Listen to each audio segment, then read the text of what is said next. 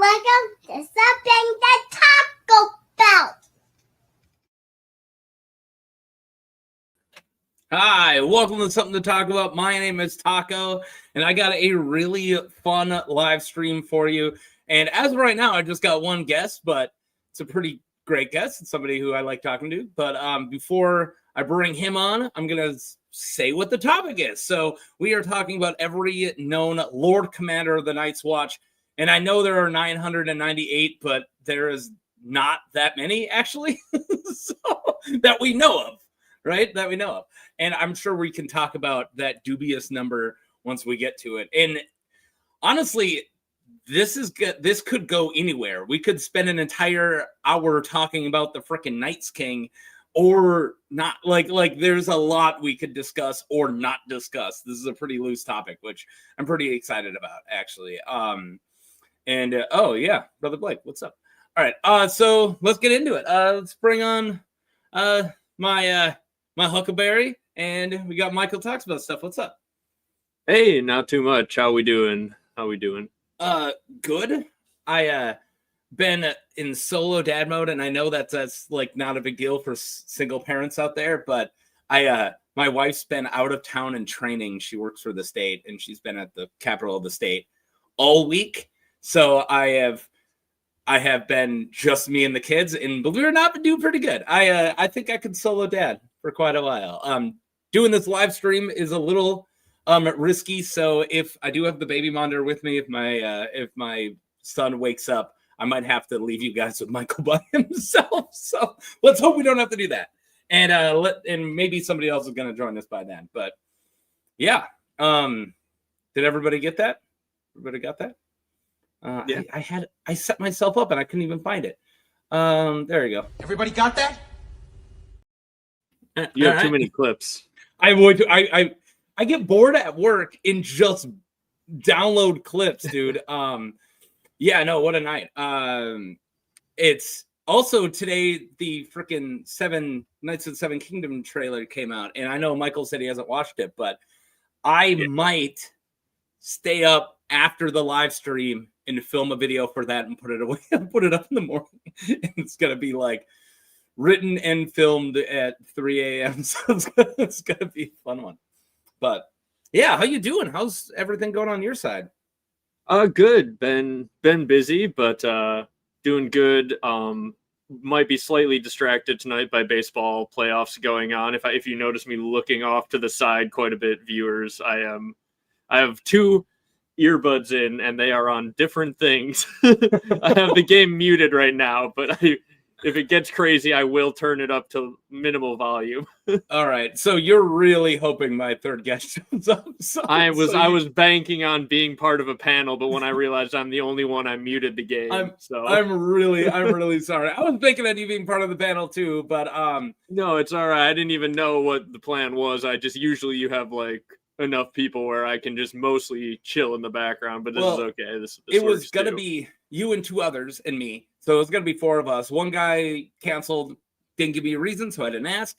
And then the other person is Andy and is probably didn't wake up to his 4 a.m. alarm or whatever he has to do to be on this, and that's completely okay. I feel like the fact Andy does these at all in the middle of the night like that is insane. So I'm very grateful to ever get Andy. So I'm sorry if you have to be the lightning rod, the only other person. So no, all good. Yeah, no, I actually really like the trailer. I'm not going to talk about it too much because Michael said he hasn't seen it, but yeah, I'm pretty pumped about it. I think for the most part, it looked like exactly what I thought it would be. Nothing looks added or changed too much. I mean, a couple characters look a little off, but that's fine. Yeah, you want to talk about Lord Commanders? Yeah, I was just gonna say too on the dunk and egg thing. I did see like a little bit of the panel where George is sitting next to the egg actor. I was like, oh that's awesome. Very funny. That's awesome. I didn't see. I was gonna watch it.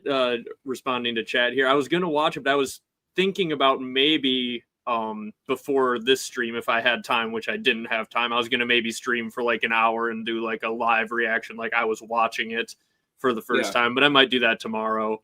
Or I won't have time, and then I'll just watch it at some point. I'm not going to do a live reaction for it because I'm not savvy enough to not get it completely restricted.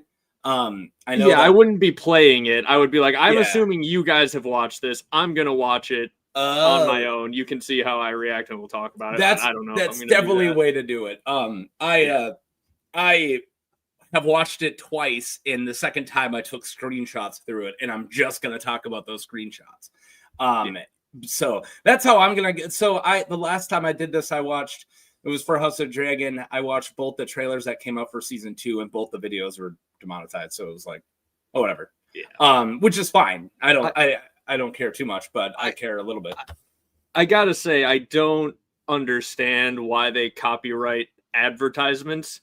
Like you are literally paying to have this play in front of other videos. At times, like I will get ads of the trailer for these things, and yet if someone plays them for free for thousands of people, you take it down and strike it. It's like, you don't seem to understand how commercials work here. There's like a missing link that I don't maybe it's the I don't want to get too into my dislike for everything has to be monetized and every way you can squeeze a penny out of somebody or advertise every single like if I was a corporation, these stones would have a advertisement on every single stone, and I don't think that way. I'm not a greedy corporation, and I don't think like a greedy corporation, and you don't either. So I, on the other hand, am a greedy corporation, which is why it says I'm live from Cowboy Town, which is my second channel, which you guys can all subscribe to. All right, never mind. Thought I knew you. I am a walking ad for me. I think I'm subscribed to Cowboy Town. I've definitely checked out Cowboy Town. I don't know if I'm subscribed. We'll see. Yeah. Let's do the thing. Go ahead and comment as much as you want. Since it's just 2 of us, we should be able to notice the comments a lot more than normal. But if you want to make sure that we see it and react to it, send a super chat, and also I believe link in the description. Am I wrong? Link in the description is the PayPal in the description. No, I don't. Maybe there isn't. Sorry, not corporate enough. I'm not corporate enough. I'm not very good at this. Yeah. Let's look at the description right now. I like that I have 2 screens now. I lived on a broken laptop for years. I did this show on a broken fucking laptop. It's amazing, actually. I'm the same. I have the one screen. I could probably set up a second screen, but like the last time I really needed it was when I was streaming Backyard Baseball, and I had to just like fully dedicate my screen to that, and then was just using my phone as a second screen. Yeah, and that's really hard. I've done that before, and that's really hard to do. And if you want to donate, it should be in there now. You might have to refresh, but if you want to donate directly to my PayPal, the link is, or which PayPal, what the name of it is in the description. So go check that out. I literally held on to that live stream idea of drawing the sigils for houses that don't have sigils until I had 2 screens. Like that would have been so hard to do because I can't, like, running the stream, I need to have the stream open so I could see comments, see you guys, see if people leave, pop back up, see if it's frozen. Like imagine like just putting a PowerPoint over this screen and using it would be insane. Yeah, that'd be a mess. Yeah. Oof. All right. Well, none of my football teams are playing tonight, and I don't watch baseball. So I was going to say, do we know Andy isn't just watching the Eagles, and that's he is an Eagles fan. Yeah. Well, he wouldn't have agreed. Like Andy is the one who I talked to the most leading up to this, where I thought he was going to be here because I literally have talked to him like 4 or 5 times a day. So I really do think that he just didn't wake up. I definitely did say I think I can make it to a stream like a couple weeks in advance, then realize the Packers play Thursday Night Football. I'm like, no, I'm not going to be there. Sorry. Yeah, no, I remember that. And I get it. I mean, when playoffs come and I start watching more than just my team, like me and you we've been through this dance. We've been doing this a couple years now and a couple football seasons, and we have both like, talking about like we have done that where I remember I just had it on my TV behind the computer so you couldn't tell and just turned all the way down. And it was cool when I think it was like the entire stream and we would all stop at the same time and do this. And then Rust would be like, wait, what's going on? And then he would put it on his phone just so he didn't feel left out. Yeah. I do remember being like completely distracted at one point when there was like a line brawl during the hockey playoffs and people were just all fighting everywhere. I'm just like, oh my God, you guys were all just going out. But we should probably get to the Lord Commanders. Yeah. Let's get to it. So let's learn what a Lord Commander in the Night's Watch is. Lord Commander in the Night's Watch is the title held by most senior officer of the Night's Watch. His seat is at Castle Black. Some free folk refer to the Lord Commander as Lord Crow, an account of their nickname for the members of the Night's Watch being Crow. So I got to ask something right now. Lord Crow, does that ring any freaking bells? Yeah. Like, so, first tinfoil of the night I'm going to throw at you. Yeah. I had this thought when I was writing it. So maybe the Lord Commander was either always in service to the old gods, literally worked with them, 100% constantly communicating with them. Maybe that's why they're like, maybe at the Knight's Fort, since there's a talking weirwood tree down there, maybe there was some type of council of either children of the forest or somebody else that they literally worked with. Yeah. And the Lord Crow was a Lord Greenseer, like literally a Greenseer. And like clearly the Night King or Night's King, which we're about to talk about, clearly he had powers, like 100%. So that's why and then later on that got forgotten or whatever, but we see constantly, specifically with the two other than Jon, the three that we meet the most, Bloodraven, Jeor, and Jon, are either communicated unknowingly or absolutely knowingly with the old gods to run. Like, do you think that the name the Lord Crow is a hint that they used to like literally work with the old guy, like they are the Lord of the Greenseers or once were? It definitely makes sense because like when the wall was built, you assume they were assuming the legends are based in some reality that the children of the forest helped or like probably created the others and then they were working together to lock the others in the north, whatever it is. Like, yeah, at least when the order was founded, it only really makes sense that they would be working with the children of the forest, and Bloodraven straight up says back in the day, they used to just warg into the ravens and deliver messages that way rather than taping the letters to their feet. So like warging was more common way back in the day. Yeah. And like, it wouldn't surprise me if at the very least, like, the Lord Commander of the Night's Watch was always a warg or something where they were like in communication with the children and all that sort of stuff. But at the same time, they could just be called Lord Crow because they wear black, but that could still be true. I think that's 100% true. I think that's a hint to us. Yeah, I right. don't think. Right. Yeah, I don't think. Hint, yeah, I don't think the wildlings or free folk, whatever you will, like know that. I don't think that they're like, Lord Crow, did you know? Like, no, I think that that's just a meta hint from George that they like. Maybe it's just us and the videos that you've done, the videos I've liked, and the topics that we've talked about. Maybe I'm predisposed to make a connection between crows and Greenseers, but I don't think that's a leap by any means because we constantly see like hordes of ravens doing Blood Raven's work. Blood Raven is the only green seer that we meet like that's fully indoctrinated, and his name's Blood Raven.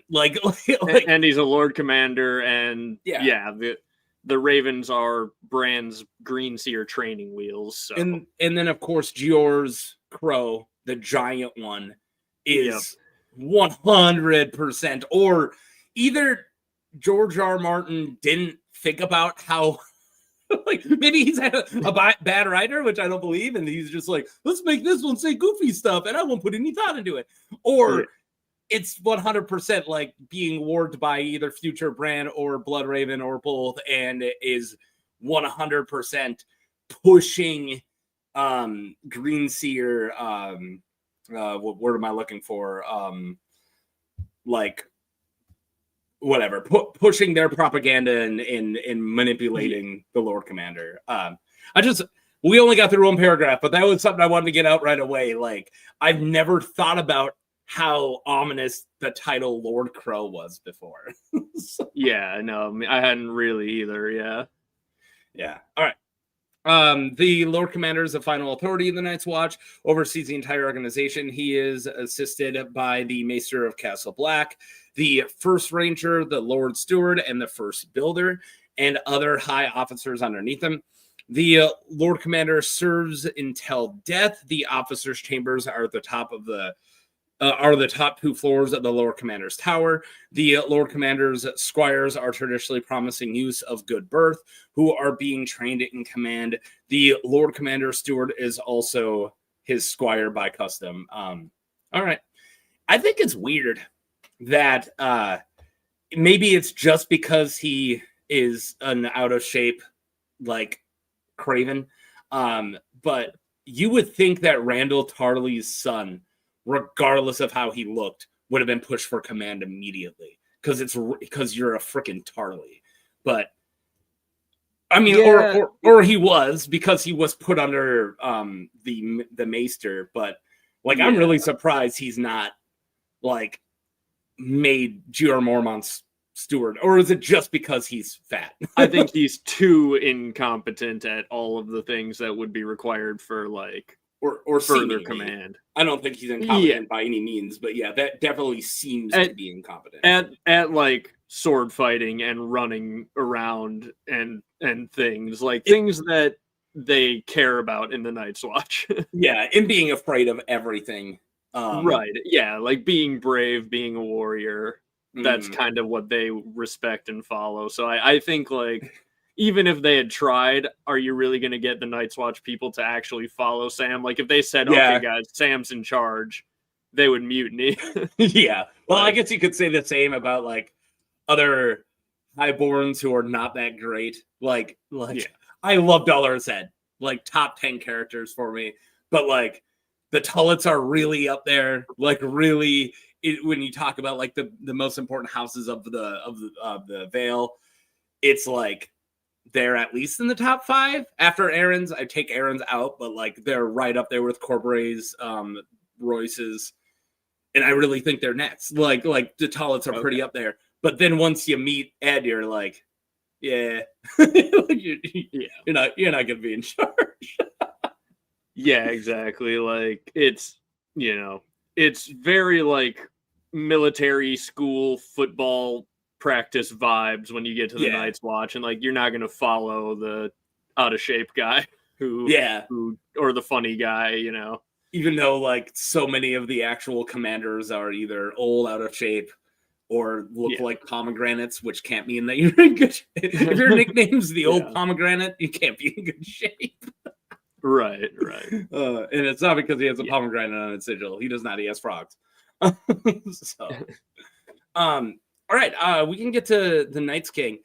My last joke about Sam Tarley is, I bet Randall sent letters to the Night's Watch, and they're like, he's like, hey, I'm sending my son up there. He's gonna take the black, and they're like, wow, we're getting the son of a Tarley. And then Sam shows up, and they're like, damn it. Yeah. That's not what we ordered at all. Right. Yeah. The off-brand. Yeah. Are you sure you're Charlie? Did Yeah. you beat somebody up and take his cloak on the way to the wall? All right, let's talk about the Night's King. So this is the only character that I got 2 slides for. I actually only got, we already did 1. I got 8 slides, which isn't a lot for what we normally do. And 2 of them are Night's King, and yeah, there's actually really not too much we got to cover. Night's King. The Night's King is a legendary Lord Commander of the Night's Watch who lived during the Age of Heroes. His given name is unknown. Don't worry, we'll get to it. The Night's King is said to have been fearless warrior and also use sorcery, so that's fun. I'm starting with the Night's King because he is being the 13th Lord Commander. We know that he is the earliest one that we know of. Like, I know we have other ones that were before the Conquest or Uncertain Era, but I think we would have been told if it's like the 3rd or the 4th, like if he's anywhere before this guy. So according to legend, Night's King lived during the Age of Heroes, not long after the wall was complete. While serving as the 13th Lord Commander in the Night's Watch, he fell in love with a woman he saw from on top of the wall. The woman had skin white as the moon, and eyes were like blue stars, and her skin was cold as ice. But the Night's King was fearless and chased and caught and loved her, and when he gave his seed to her, he gave his soul as well. I've been there. All right, Night's King Night's King brought his woman back to the Night Fort. He declared her his queen and himself her king. With strange sorcery, he bound the Night's Watch brothers to his will, and he ruled the Night's Fort as his own castle for 13 years, with his corpse queen by his side. During the years of his reign, horrific atrocities were committed, of which tales were told and are still told in the North.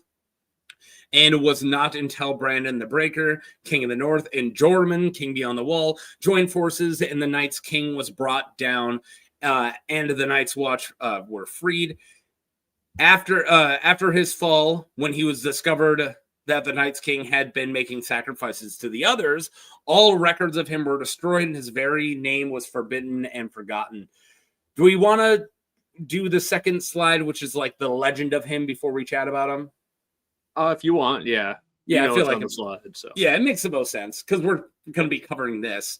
The Legend of the Night's King. The Legend of the Night's King is frequently told, and in it, the Night's King may be a Bolton, a Woodfoot, an Umber, a Flint, a Nori, or even a Stark, depending on where the tale is told and who tells it. The legend is recorded in the Archmaester Harmon's book, Watchers on the Wall, which includes many stories of the Night Fort. In the Citadel, Archmaesters generally dismiss the tale as only fiction, though some consider the possibility that an early Lord Commander did indeed try to create a kingdom for himself. Some suggest that the Corpse Queen was actually a Barrowlander, a daughter of the Barrow King. That's such a weird detail out of nowhere. If the event truly happened, it is possible that what led the Night's Watch to never construct the walls at their keeps. What? It's possible that it is what led the Night's Watch to never construct walls at their keeps, ensuring that keeps would always be accessible from the south. Oh, like they're easily taken by the Seven Kingdoms. Okay, got it. Yeah. So I don't want to open up the biggest can of worms because I feel like when it comes to horses in this fandom, the Night's King has been beaten to death. It is definitely a dead horse. And I know that like people like David Lightbringer's got like many theories about him being Azor Ahai or other things, and it or maybe he was Azor Ahai, and then afterwards he fell to Night's King. But is there anything that really stands out to you that you want to say about the Night's King before we move on? Well, I have a theory that I put out not super recently, but a while back, that I do think it kind of on a certain level makes sense that the Night's King would be Bran the Builder. Okay. Because he lived shortly after the wall's complete. He's got all this magic sorcery stuff. And like, if you assume Bran the Builder is sort of tapped into that weirwood magic, he might not die. Yeah. Like, so if he's just this immortal guy, at some point he would do what Jeor does, which is the one Lord Commander who we see like early in the books before Jon. Mhm. And the reason he's at the wall in the first place is so that his son could take over and actually have some time to rule on his own. So If you have an he took the immortal black, founder of a so house, he yeah. just takes the black at some point once he has an heir that's ready to, do his thing. Because otherwise his heirs would just never take over. Mhm. And like if you think about the math on that, assuming he like builds the wall, rules for a while, but he's immortal. It could be so long or so short. Like 13 more commanders literally could be hundreds of years or 13 years. Right. Yeah. And especially if you assume like they might actively be fighting the others in the beginning when the wall is first built, like the others might not have gone away instantly or whatever. Well, yeah, you don't put up the wall. You put up the wall when for they're the gone, threat, right? Right? Well, exactly.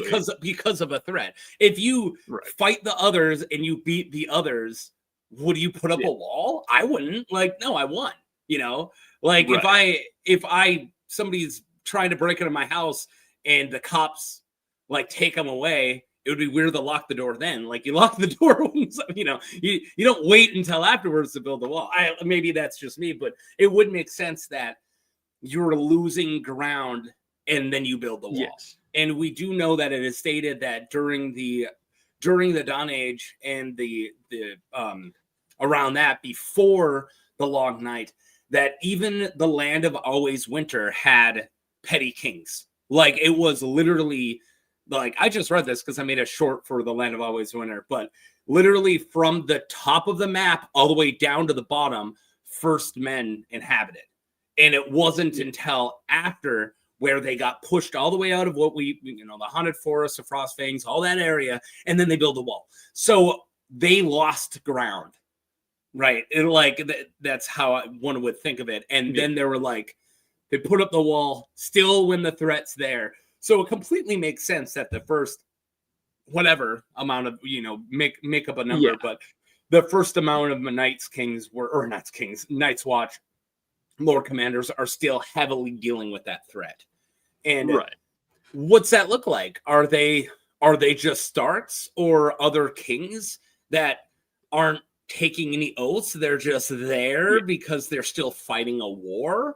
Or is it like, we're going to go north of the wall and you guys are here to and the armies in the haunted forest and so on and so forth, when the wall's back there? It really could mean a lot of things. And that's what makes it so cool. And even with Jon, we see how short a Lord Commandership can be. Like 4 weeks off pretty darn quick. Yeah, exactly. So there's lots of ways where the math could work out where when Bran the Builder, assuming he's either immortal or very extended life because of Weirwood shenanigans, if he does take the black, the timing might work out. Don't you still think Homeboy is alive I think he might still be he's either down in the crypt strapped to a Weirwood or under the Night Fort strapped to that Weirwood. And that would make complete sense if he's the Night King that he ended up, or the Night's King, that he ended up at the Night Fort underneath that big tree strapped to the roots. Those are the two places that I think make sense for him to be, but also if it is Bran the Builder that becomes this evil dude, that makes complete sense of why they wipe that from the history books. You can't have George Washington try to overthrow the country in his old age, talk about that as the, oh yeah, this is what George Washington did when he went crazy. At the end of his life, he went senile and tried to make himself the king. Are you trying to tell me we wouldn't talk about that? That Aaron Burr isn't a real person and it was George Washington who shot Hamilton and we made up Aaron Burr? Yeah, we've whitewashed it. In that, I think it was in that video, I made the joke of basically that same joke, and then I used the Founding Fathers from Whitest Kids You Know sketches. The only known photo we have of George Washington, and it's Trevor Moore dressed as George Washington selling drugs. Oh my god, I still do just Trevor Moore deep dives, which of course lead me to what is because stuff. But even his like country music videos were really good that he did a couple years before he passed away. Yeah, Trevor Moore. Yeah, national treasure. He'll be missed. Yeah, he was awesome. All right, I flipped over to Bran the Builder. Do we know how long it says he lived? No, there's nothing about his death. That's the other thing that is like that fits into this is you would think because like there are some Starks that we at least hear how they died or like some like aspect about the end of their life. They're usually bullshit, but like even like Arthur Grant Hanna would be like, and then ruled for 1,000 years, and you would think we've got to say nothing. That too. You got nothing. You'd think they'd have like a story about how like every wolf in the realm howled when Bran the Builder died. They howled for 1,000 nights. It's just there's nothing. They don't even talk about his funeral or him being buried or anything. So like it kind of makes sense that whether he was the Night's King or not, he might be strapped to a tree somewhere still around.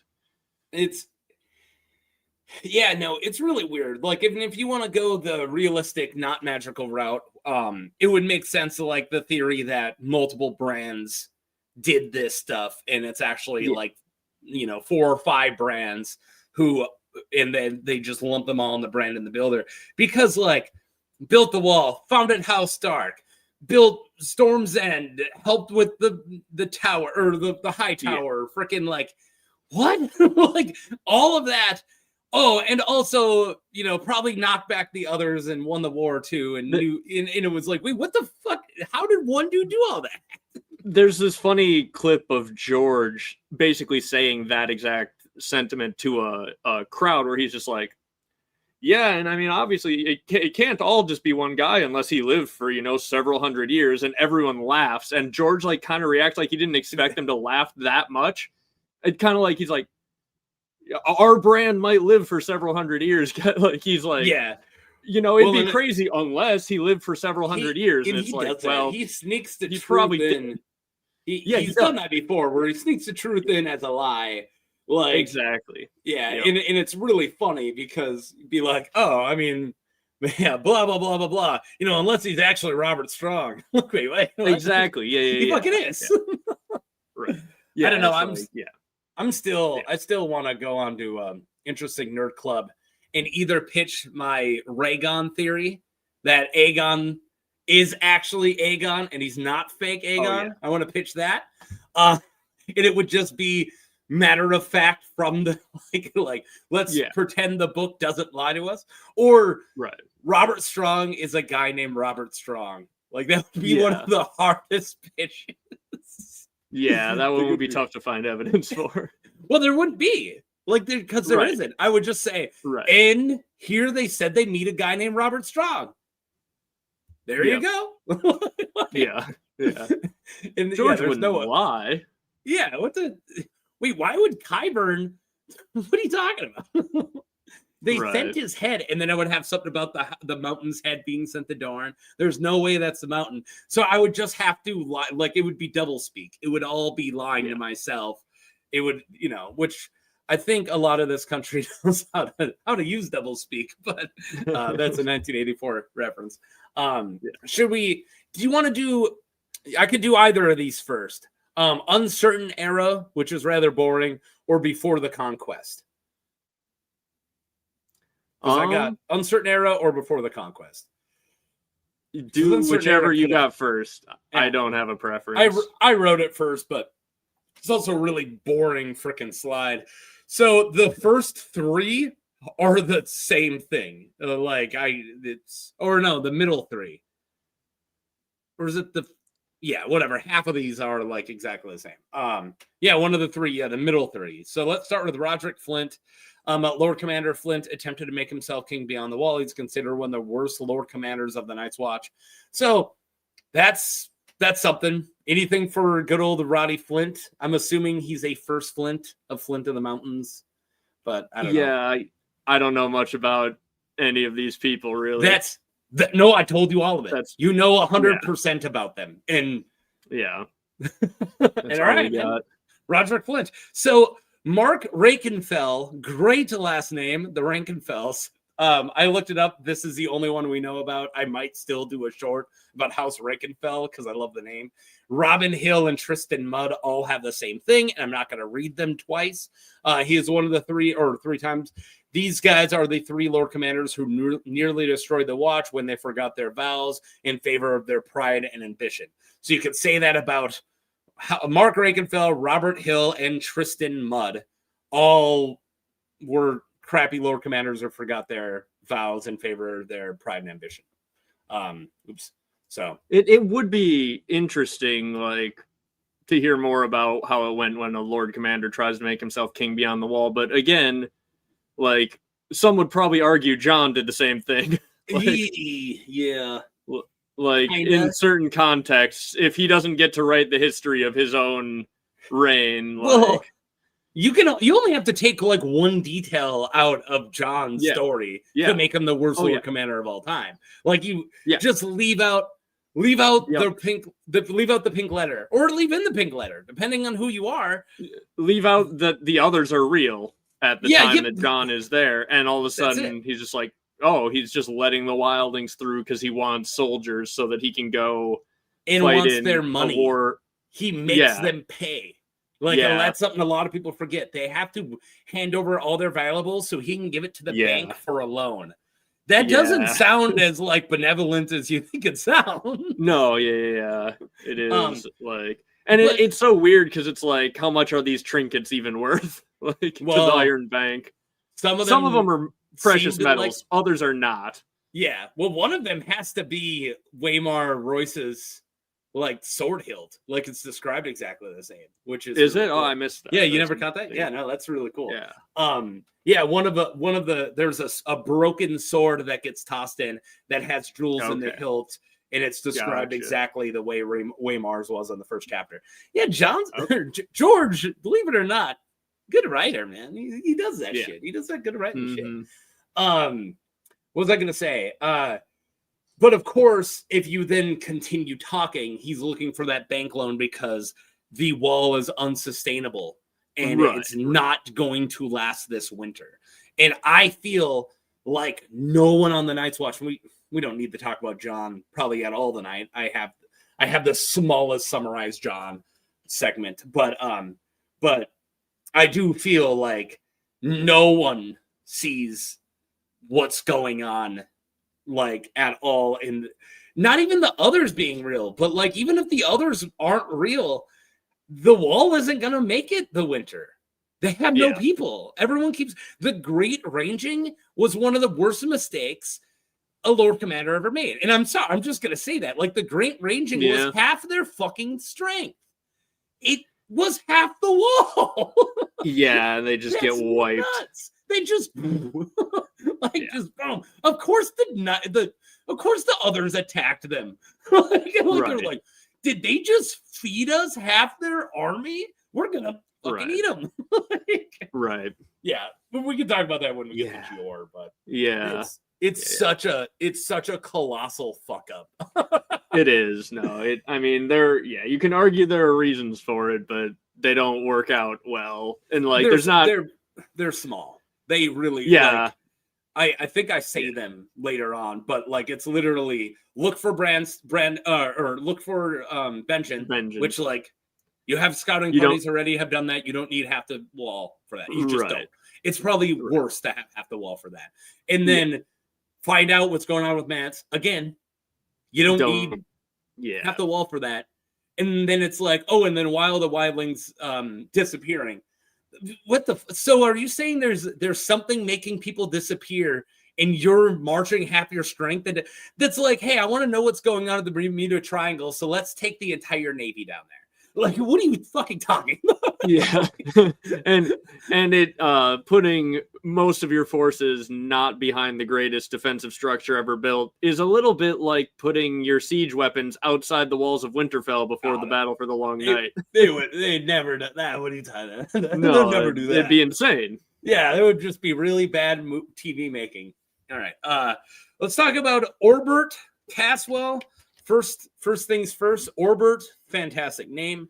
I like Orbert. He was called the Black Centaur and held a position for 9 years. He died in the night. That's all we know about. The book, The Annals of the Black Centaur by Septim Jorquin, was written about his era. So we know that he lasted 9 years. We know that he died in the night, and there was an entire book written about him. But all we know are those two things. So apparently something happened. Like those 9 years must be important. Yeah, I don't know. The Black Centaur, I wonder if he warged into his horse and was like super good at riding. Well, Caswells have centaurs. Oh, okay. Oh, yeah, that's right. Okay, that makes sense. I snuck the sigils in because, I'm like sense. the sigil guy, but like I had to keep them in there. I thought it would have been really funny is if I had their heraldry next to all of them and it was just the Black Shield of the Night's Watch. Yeah, they abandoned their house, guys. Yeah, that's what happens. But no, I like sigils too much.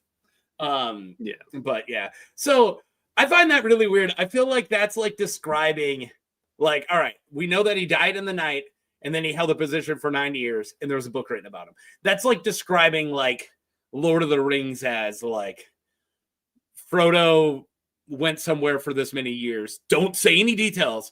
And then he died at this age. Like, okay, but there's 4 books written about him. Wait, what? Or 3 books? Wait, what are you talking about? What are the books about? Right. So yeah, that's not this story. It's fine. Don't worry about it. Don't worry about it. So I don't know what's going on with Orbert, but he was cool enough. Like something cool happened. I just don't know what. Yeah. All right. Let's get into Before the Conquest. So a lot of these could have happened before the other ones, but since 3 of those 5 were just they sucked as Lord Commanders, it really doesn't matter. This one's really cool. Lord Commander Kroll led the Night's Watch for over 1,000 years. Okay. So first things first, no, he didn't. And 1,000 years ago. Oh, 1,000 years ago. Sorry. Yeah, he did it. All right. Okay. Thank you. He ruled it over 1,000 years ago. Yeah. First things first. No. He probably did. Do you remember where Kroll, where Lord Commander, you know where House Kroll is from? No. Skagos. Oh, really? That is interesting. That's really cool. Yeah. We don't hear shit about Skagosi, and I'm doing shorts about the 3 different Skagosi houses, and there ain't nothing like about each of them. And the idea that all we know about them is they cannibalized all of Skane, but that has nothing to do with the houses in general. We didn't hear they were led by House Magnar or anything like that. We just know they cannibalized the entire island, and that their navy had to be completely abolished in order to protect people. Like you don't get that. You don't get to leave the island anymore. And we already know you guys cannibalize, but that's a risk we're willing to take. Yeah, you guys eat each other. Don't come eat us. Yeah. It's one thing to be taken as a salt wife for the Ironborn, but we're not getting eaten around here. Yeah, but be taken for a small salt steak. It's a different story. We are alive somewhere. How many times did they? I bet the North or Westerlands have destroyed the entire Ironborn fleet before. Just like, no, fuck you guys, but they rebuild it. Yeah, so it's just really cool that a lord from Skane on Skagos sometime 1,000 years ago. Like, were they even in the realm yet? I don't think so. Like, maybe they were. Barely. Yeah, I don't know. Yeah. So maybe they worship this or like followed the Starks because of Stark old ways shenanigans, like on that one level. point. But we know they don't. They didn't. They're not like they are not in the fold. And like at all. Like they don't show up. Like when the Starks call the banners, you don't ever hear about Lord Magnar showing up. Do they even send for them though without them having boats and such? Are they just like those guys are? We don't need you. You're fine. Good point. I'm trying to remember the one thing I had for House Magnar besides what the word means. House Magnar. There's one thing. Storm of Swords. Donald Noy remembers hearing some Skagosi talk of a Lord Magnar at Eastwatch by the sea when he was there. So something was going on about him. That's it. There was Okay. some talk. That's literally all we have for the entire house. Like, oh, and Yeah. one of them might have been the Night's King. So never mind. House Magnar is brought up as one of the possibilities in Night's King. So I would bet that's unlikely because it just doesn't have any payoff. Like, unless Rickon brings like an other back with him from Skagos, I don't think there's much payoff to that. Do any of them being the have Night King. Any of the possibilities besides Stark have any payoff? Like, No. Bolton's has like a tiny amount, but mostly just Stark. Like, and also all these guys are from the north, which is right. Interesting. And they're all over the north. Like Woodfoot is Bear Island. That's pre-Mormont. And then Umber, Flint, Nori. So this could have been a different Flint, or maybe it's Flint in the mountains. Maybe it's one of the other two Flints. And then Nori's are mountain clans. And then Stark. Like it's all over the north, and not really, besides Bolton, not really interesting houses. No offense. All right, Umbers are definitely interesting. I love the Umbers. But like Magnar, Woodfoot, Nori. There's no payoff for any other than him being a Stark or maybe a Bolton. Maybe a Bolton. Yeah, maybe they get if they turn out to be arch enemies, like on that magical level. Like we know they are on some level, but I don't know if it's necessarily going to be that important. Well, I know there's a lot of theories about. I'm writing a Dreadfort video right now. Hint. I'm dropping that in case no one's going to hear this, but I'm writing a Dreadfort video right now, and I know there's a lot of theories on skinning Kings of Winter or skinning Starks, as in hunting werewolves. Like they are also skin stealing wargs to possibly get warg powers. And there's that like a theory of if you break down the war between Starks and Boltons, it's werewolves and werewolf hunters. Because Boltons are very huntery and their whole thing is about skinning. But like, I can't name a kennel master from every single house, but I can name the one from the house. Like they're very into hunting. That's all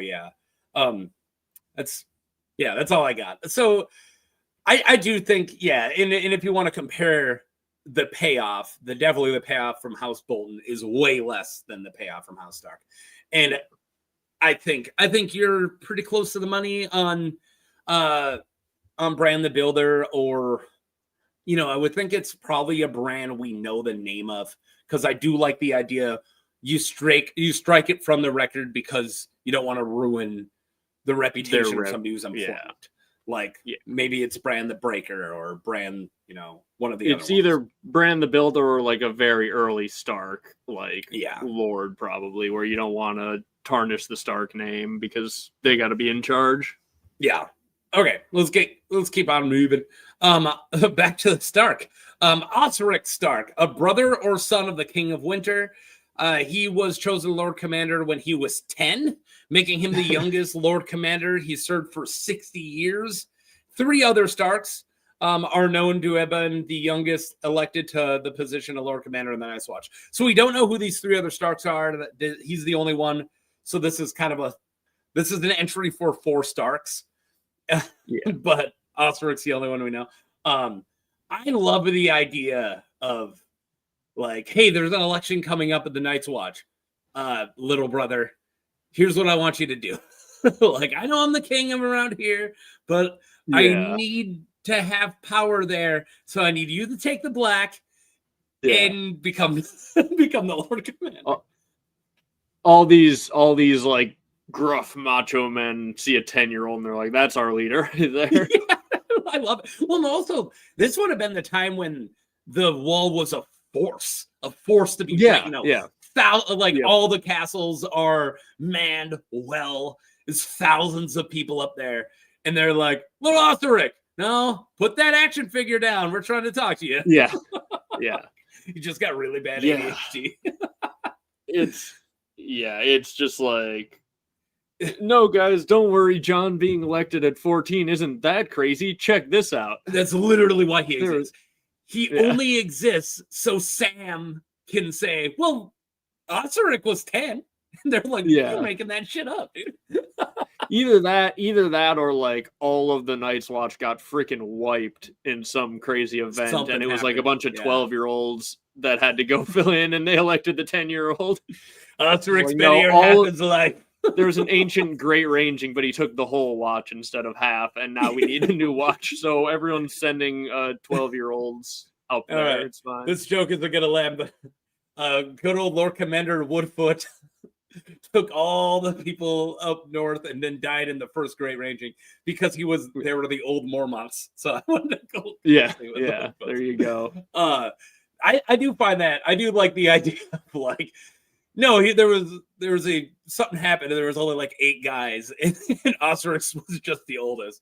But I really do think there had to have been massive political maneuvering where the King of Winter sends 30 of his guys who are not a part of the Night's Watch, or an army, 200 Stark soldiers to oversee an election, right? Or some. I bet it was definitely something that hostile. Or just like he sends this guy there do? specifically for this with a like very clear hint that like, hey guys, this is who's in charge next. Yeah. Well, the modern king tried that. Like Tywin Lannister sent freaking Janos Slynt and then sent a letter that said, name Janos Slynt. Like, fuck off. And had he been the Stark in Winterfell, that letter would have probably won them over. Like, well, they just don't care about Tywin in the same way they would care if it was the Stark. Well, not only that, but it almost worked. Like, right.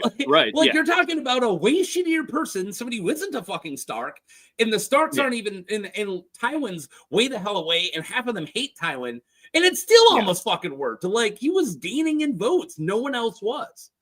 Like who did I just cover? I covered Cotter Pike. I'm really proud of that video, by the way.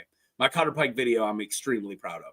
But I just had to say, and not a lot of people watched it, but I'm really proud of that video. But Taco, I just noticed, like I refreshed on YouTube, it says the chat is disabled for this live stream. Oh, is that why no one's talking? I don't know something. Yeah, I noticed like no one's chatted for a minute, so I like refreshed and seeing if it was broken. It says chat is disabled. I don't know why. Yeah, I don't know. Well, let me look around. I have no idea. I didn't click anything. No, I don't know either. But I just noticed that, so I figured I would bring it up. And for those of you who are watching and cannot chat, apparently, sorry guys. We'll work on that. Weird. But yeah, I don't know why. Huh. Yeah, I don't know. If you want to look around in settings, I could Google here real quick.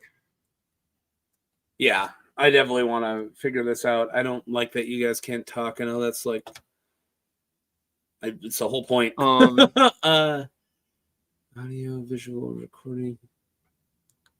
If you're layouts, guests. Yeah, I don't know. It does say if you've received a community guideline strike, you may have a disabled live chat, but I don't think that has happened unless you got one while we were streaming because it was working at the beginning of the stream. Yeah, and I haven't done anything. Yeah, I don't know why I would.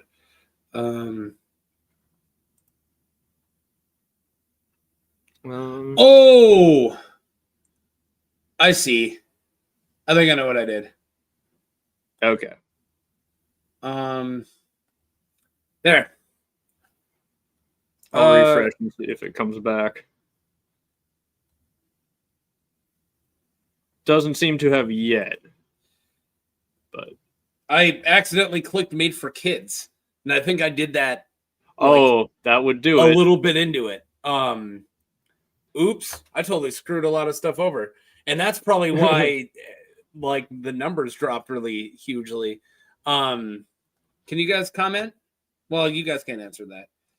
Let me let me hit save changes. Here. I didn't save that yet. There. Okay. All right. That worked? Helps. Did that work? Not yet. Let me see. Yep, it's back. All right, chat is fixed. Chatters. Sorry, Chat guys. Holy crap. That was a huge mistake. Thank you for noticing that, Michael. Holy crap. Yeah, no. When I was I looking jumped, like it's been a while since we got a chat. I see how many There viewers you- there were. so They're sorry, free. guys. I was like, how come the numbers dropped off huge? Yeah, I you went to the can't- YouTube tab just to see how many people were watching. I'm like, are we streaming to no one here? Like, Yeah, we're streaming. No we one's in were for a chat. bit. I mean, I always have a poker face. When it goes from like a bunch of people to nobody, I try not to sell it, but I'm like inside, like, what the fuck? But, chat has been freed. So when I added the PayPal thing, I must have just clicked. Yeah, I think thought I was clicking something else, and I think I probably thought I was clicking monetization, but it was the complete opposite. Yeah. And no, you had no mouth and you needed to scream. That's an amazing reference. That's one of my favorite short stories of all time. I have all right, no yeah, mouth chat, hit us with everything that you've been meaning. Yeah, to whatever tell us. you guys. Like 30 minutes. We can go back to the Black Centaur if you have things to talk about. I mean, it's so funny. I mean, I know you guys really want to talk about Christopher Mudd, and we just moved right past that. Yeah. Oh my god, that's so good. Have you ever read the short story "I Have No Mouth and I Must Scream"? No. Extremely. I've heard that reference. Like I've heard that line said before. It's one of the scariest short stories I've ever freaking read. Highly suggest. Okay. I literally tanked this entire stream on accident. Holy shit! Like we got the dedicated watchers back. Oh, thank you guys. Yeah. See, where are you guys? Oh wait, no. Where are you guys? Oh, cool. How's the Eagles game? Are you watching? Please tell me they're losing. I'll just check. No, Cam Scadaboo's wrecking me in fantasy football. The Eagles are winning, but Cam Scadaboo's got 2 touchdowns. It's a mess. Across the board, just a mess. No, they're not. Giants are winning. Oh, Giants are winning? Yeah. Wait, really? 34-17, bro. Oh, Giants shit. Unless I'm being lied to, Giants are No. I must have misread that. I was trying desperately to not be double distracted. I'm distracted by baseball and the only guest on the stream, and I'm trying to check my fantasy football scores quickly. I'm sorry. I feel really bad that you're the only guy in the stream. I feel, and then I tried to tank it on accident. Oh, it's fine. Like I can feel like I can breathe for a second there. I was like, this is like the worst stream I've had in like 2 years, but I haven't said to kids. What? Yeah, I haven't said to all the kids are going to hear about the Night's King. Oh yeah, I'm sure I swore during that time. I always do. It saw exceptions when it was like monetized. It says exceptions, and I'm like, why? And it's like, well, it's set to made to kids. I'm like, oh, I see. Yeah. I'm like, refresh now. Jeez. Oh my god. Cool. This isn't the worst one I've ever done. Well, it might still be, but there's reason for it. Yeah. Jesus, Scadaboo has a 3rd rushing touchdown. I'm screwed. I'm screwed. It's only Thursday. I'm sorry, dude. Well, you've got you have a whole freaking weekend, right? My team is great, but Lamar is hurt. So I'm just I'm relying on the rest of my stud players. It's a mess. Yeah, like I always thought the Ravens aren't just Lamar jacked. You know, like when you talk about like, which teams are part of it. Yeah, crap. Like you can't be one of the best quarterbacks in football and not be big part of it. But when you talk about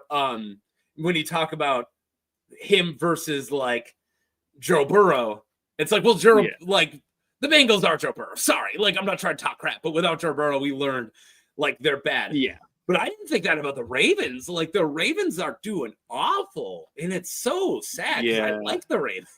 Not like I do. They're one of my favorite AFC teams as well. Well, when it comes to like, you know, I have my team, and then I have like, if I moved there, I would drop the Vikings right away teams. There's like 2 of them. Okay. Where like it's just proximity. One of them is the Lions. Like if I was just a little more east, I would probably be a Lions fan. but Packers are in between, so I can't look. It's weird. You can't root for the Packers. No, fair enough. No effing way. Never. I wouldn't even have one on my stream.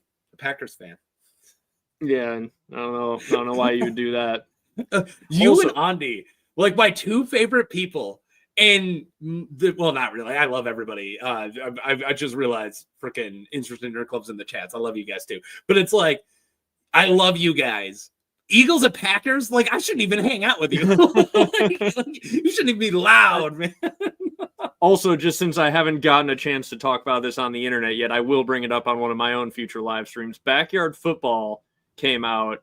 They remade the Backyard Football game, and they took Brett Favre out of the game just because he stole money to build a volleyball court, allegedly. Oh yeah, from children. Don't downplay that. He's a monster. So mad.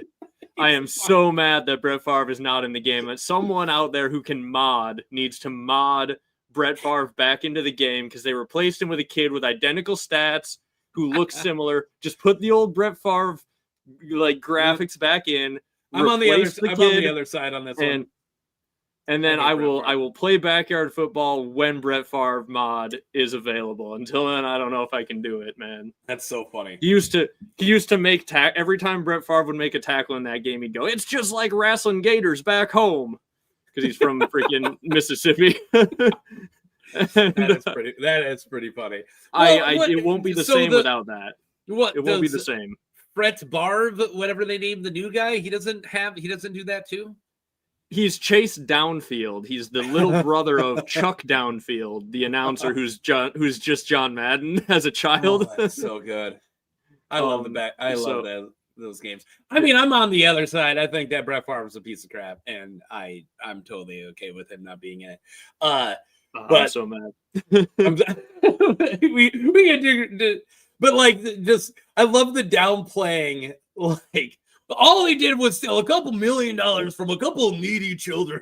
He's a Vikings legend. He never stole that money until he went to the Vikings. Greatest quarterback the Vikings have ever had. Yeah. No.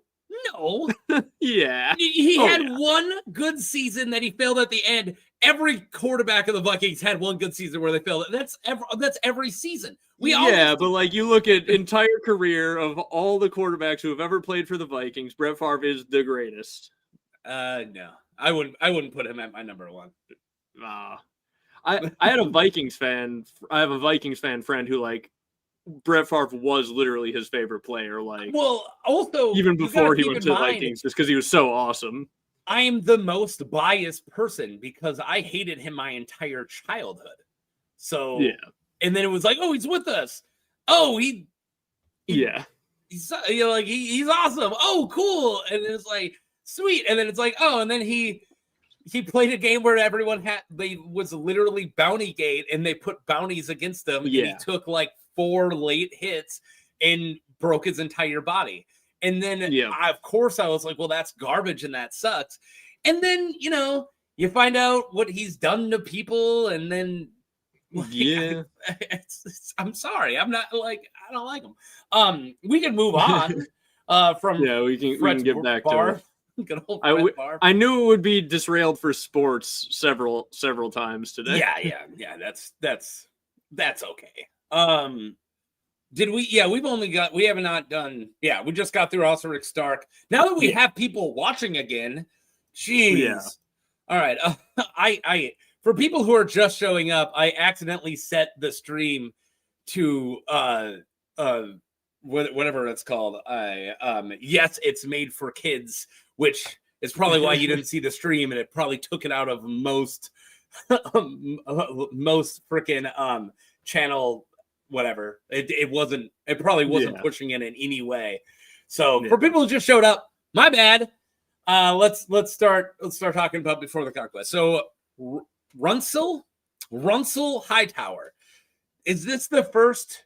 No, we've had the Reach, Caswell, and Mud. So these are uncertain, but yeah, this, if you think the uncertain era is possibly after the Conquest, Runsell Hightower might be the first non-Stark first non-Northman, depending on when those 3 were. and wherever the hell Rankin fell is from. Robin Hill is most likely a bastard of the Westerlands, though. But anyways, we got a Hightower guy.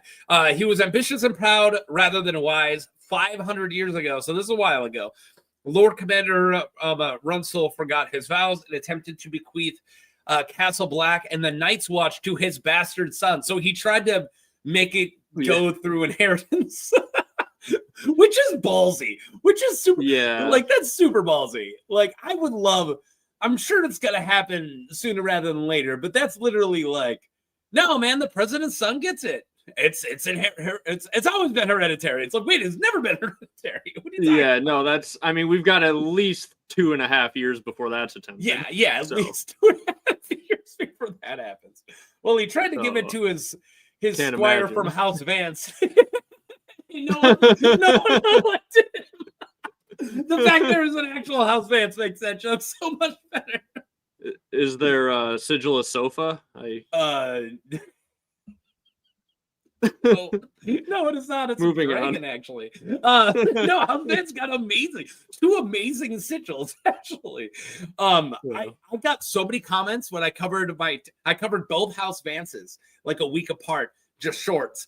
And so many people are like, dude, the fact you didn't bring up the vice president, it's like, you missed it. And I'm like, I make these videos to not think about politics, like, or think about just the world in general. Like, this is my escape. So if I ever and I do make references outside of A Song of Ice and Fire, but when I do, I make them about pop culture. That's also an escape. I try not to make many political jokes or talk about politics at all, because I freaking don't want to. Who put all this politics in my book about dragons and politics? I don't no, for real. I love it when I've had comments that when I interpret something like, hey, clearly, Dunk and Egg book Hedge Knight has a lot of, anti freaking feudal system, like whenever I try to make it's a class struggle. Yeah, it's so much of these books are about classism. And anytime I bring that up, I always get one comment like, no, it's not about that at all. It's like, dude, whatever world you want to live in. Like, it so is. Whatever. Yeah. All right. Sorry. He tried to make it so he tried to bequeath it to his son.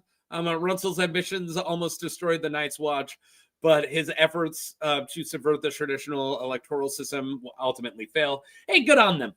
Good on them. Don't let the Lord Commander push you guys around, okay?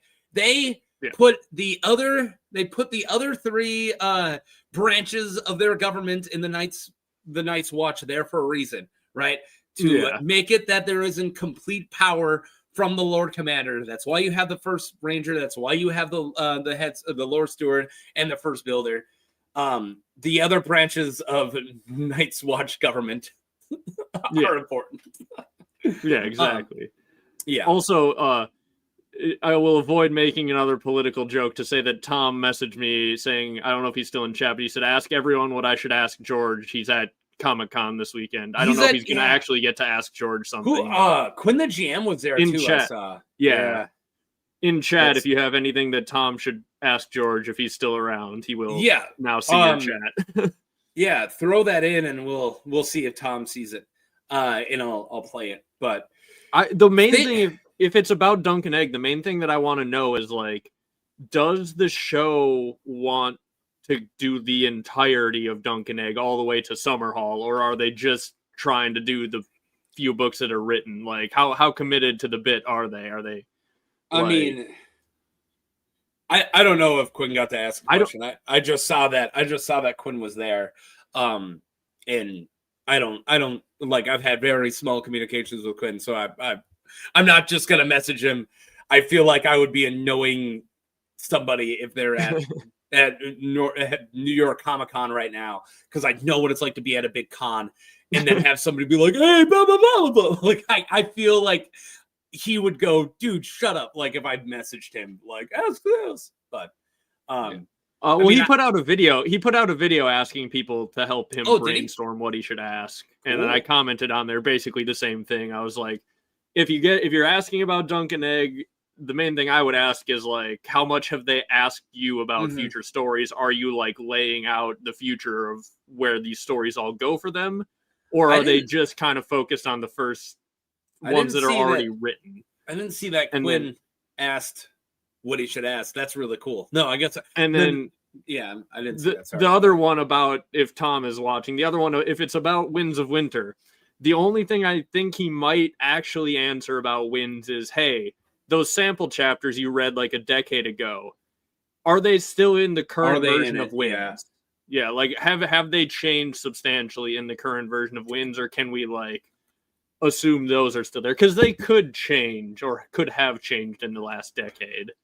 Yeah. So because it'd be interesting to see how much like the fandom takes those very seriously for good reason, but then some parts of the fandom take like the Asha fragment seriously, where like George was like writing on, and he was on Stephen Colbert for like a bit, and like it's a goof. Zoomed in on his computer screen. I'm like, that's not in the books, guys. Like you can, and if it might is, be by like some tiny chance. You but, like, should take. He rewrites so much stuff. You should take all of them with a grain of salt, and that's why. It really does. I don't want to talk crap about our fellow Song of Ice and Fire creators. I don't have a negative thing to say about any of them. Well, all right, a couple of them, but but of the ones that are not like just making horrible clickbait, which I don't know. They're not part of the community that I talk to, like you guys. Right. But anyways, all of you dudes, I've seen a lot of people take sample chapters, like don't even say their sample chapters, and then just talk about them. Like the Forsaken is 100% canon in this community, and it shouldn't be. It just should not be. And yes, it's one of the best chapters, 100%. If I had to make my favorite chapters, the Forsaken chapter is probably my number one, but it shouldn't be, because it might be deleted completely, or half of it might be changed. It's not published. People have to remember that rough drafts from 10 years ago. You think that those aren't butchered? They're butchered. I tend to think that a lot of the sample chapters will still be in, but like it would be good to get confirmation. That's kind of the main reason. That's why I'm interested in asking that, because like he's not going to answer most things, but that he might be like either yes or no. You know, I've had a question planned for like years. Like I've thought about this for a very long time, because I'm a nerd with a lot of mental problems, and I've thought about this. Because I remember there was a panel from forever ago where, back when David Lightbringer was called Lucifer Means Lightbringer, somebody read out a question from him to George. And it was like a question about theology being mixed in. I can't remember it straight up, but it was really cool. I love David. But then it made me think, like, what would I ask? I would say, I'm going to make this as least rambling as possible, which is impossible for me. But like, how do you feel about where fan theories have gone, and how it started off with videos being made of R plus L equals J, and now they're videos about Dunk's foot? Like the amount that this fandom has ripped it apart.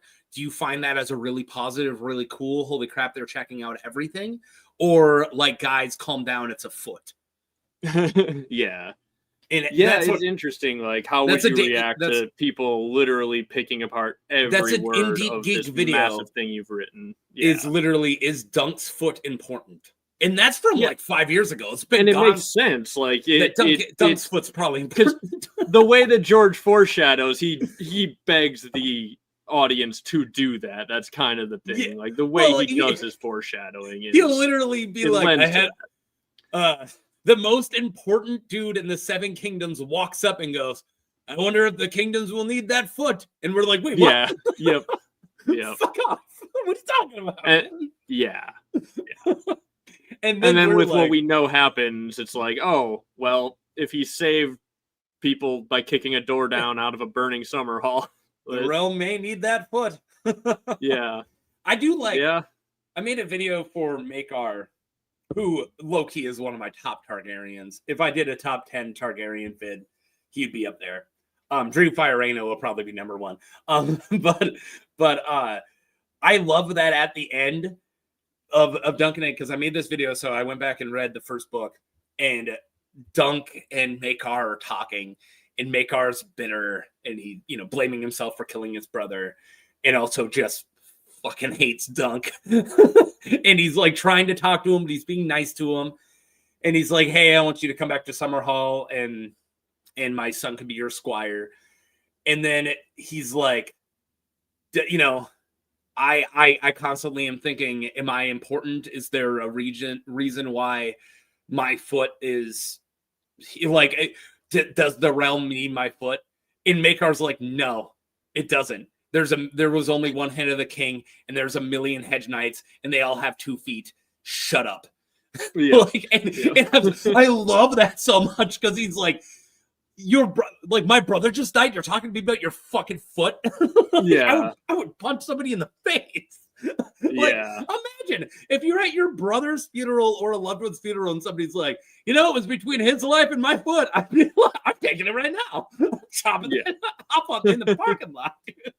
Yeah. F your foot, dude. Yeah. You just read it for the first time tonight. You just killed the whole book tonight. All right. Yeah, I know. I love that. Didn't we learn? Yeah, not bloody likely. And I think that's the direct thing that Mike Maekar says. But yeah, I do love that. It's like, it's cool that we're getting another show, but it's another unfinished series. That is the problem. That's why I want to know, like, if the show's not going to go beyond the books, right? Like, if the show's not going to try and finish the series, I'm not as interested in the show, right? Like, what I want from the show is them to ask George K. Tell us every detail you've ever come up with for Dunk and Egg. Give us, and we know you're not going to finish all the novellas, but damn it, we are going to put it to screen the best we can. And if they do that, I am so invested in the show. One paragraph per season is doable. Like, that's doable. Yeah. Let's just tell me, what did you have for the She-Wolves of Winterfell? What did you have for this? And let him brainstorm and just do the quick version of everything he wants to write one day. Is that the world he gets to? Is that the world I want to live in? Absolutely not. The world I want to live in is that all of his stories have been written by him, and they're out 5 years ago or 10 years ago. But we will never have that world.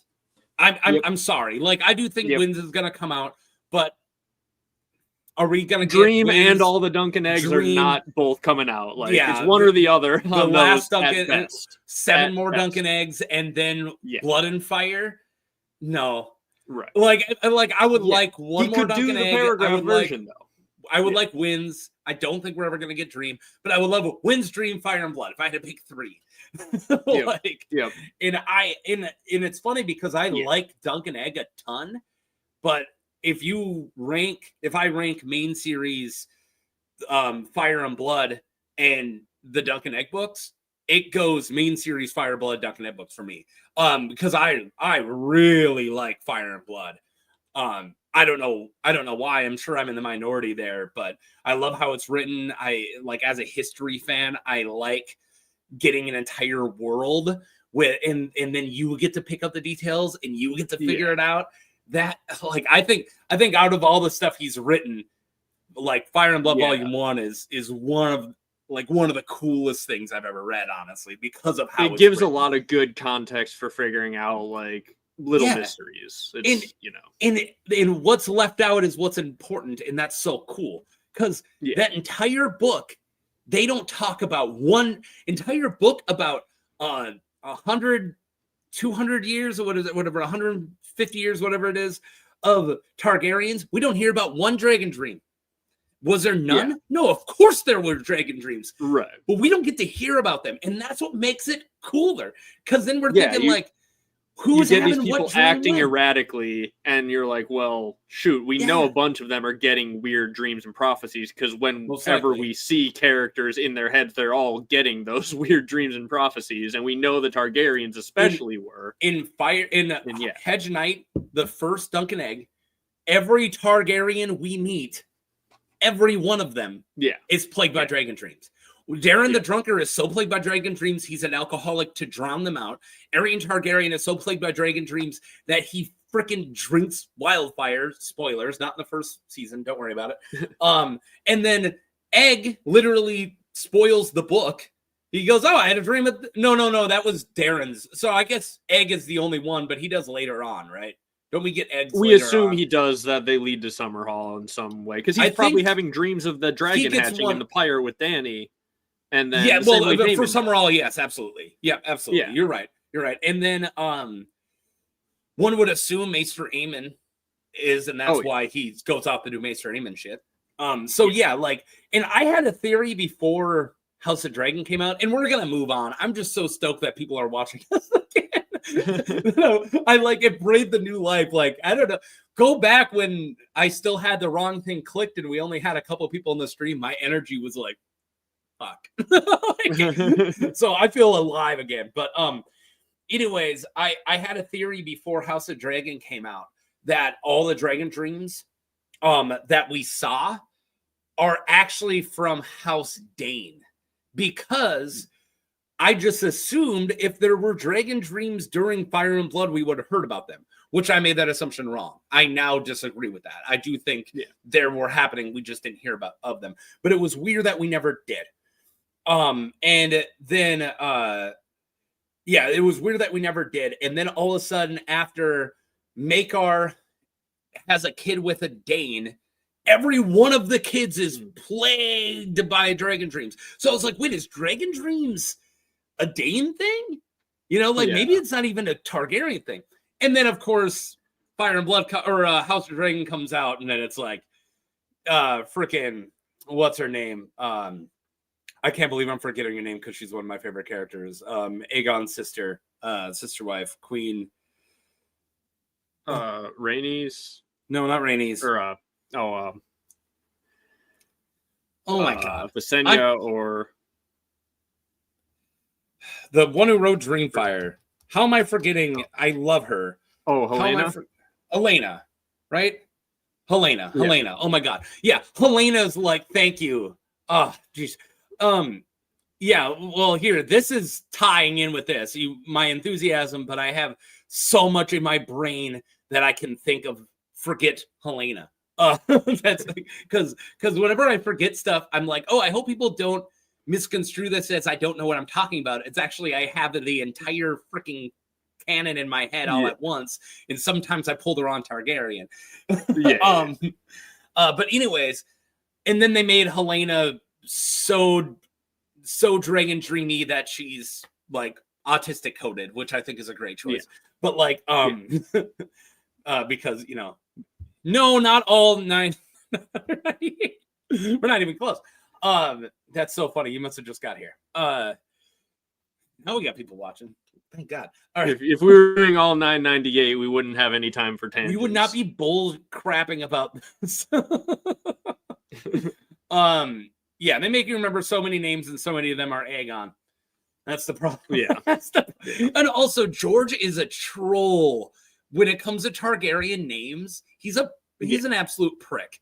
Like Aegon, Vaegon, like just all these different Aegon, Snaegon, Laegon, Fraegon, and it's the joke that always pops into my head is Vaegon. He's one of those Aegons. It's vague. I don't remember which one. Vaegon. He's one of the vague Aegons. Vaegons. Yeah. Vaegon's great. I'm covering him for my Maester week. I like Vaegon because it's the coolest, most badass sounding name, and he is the least badass.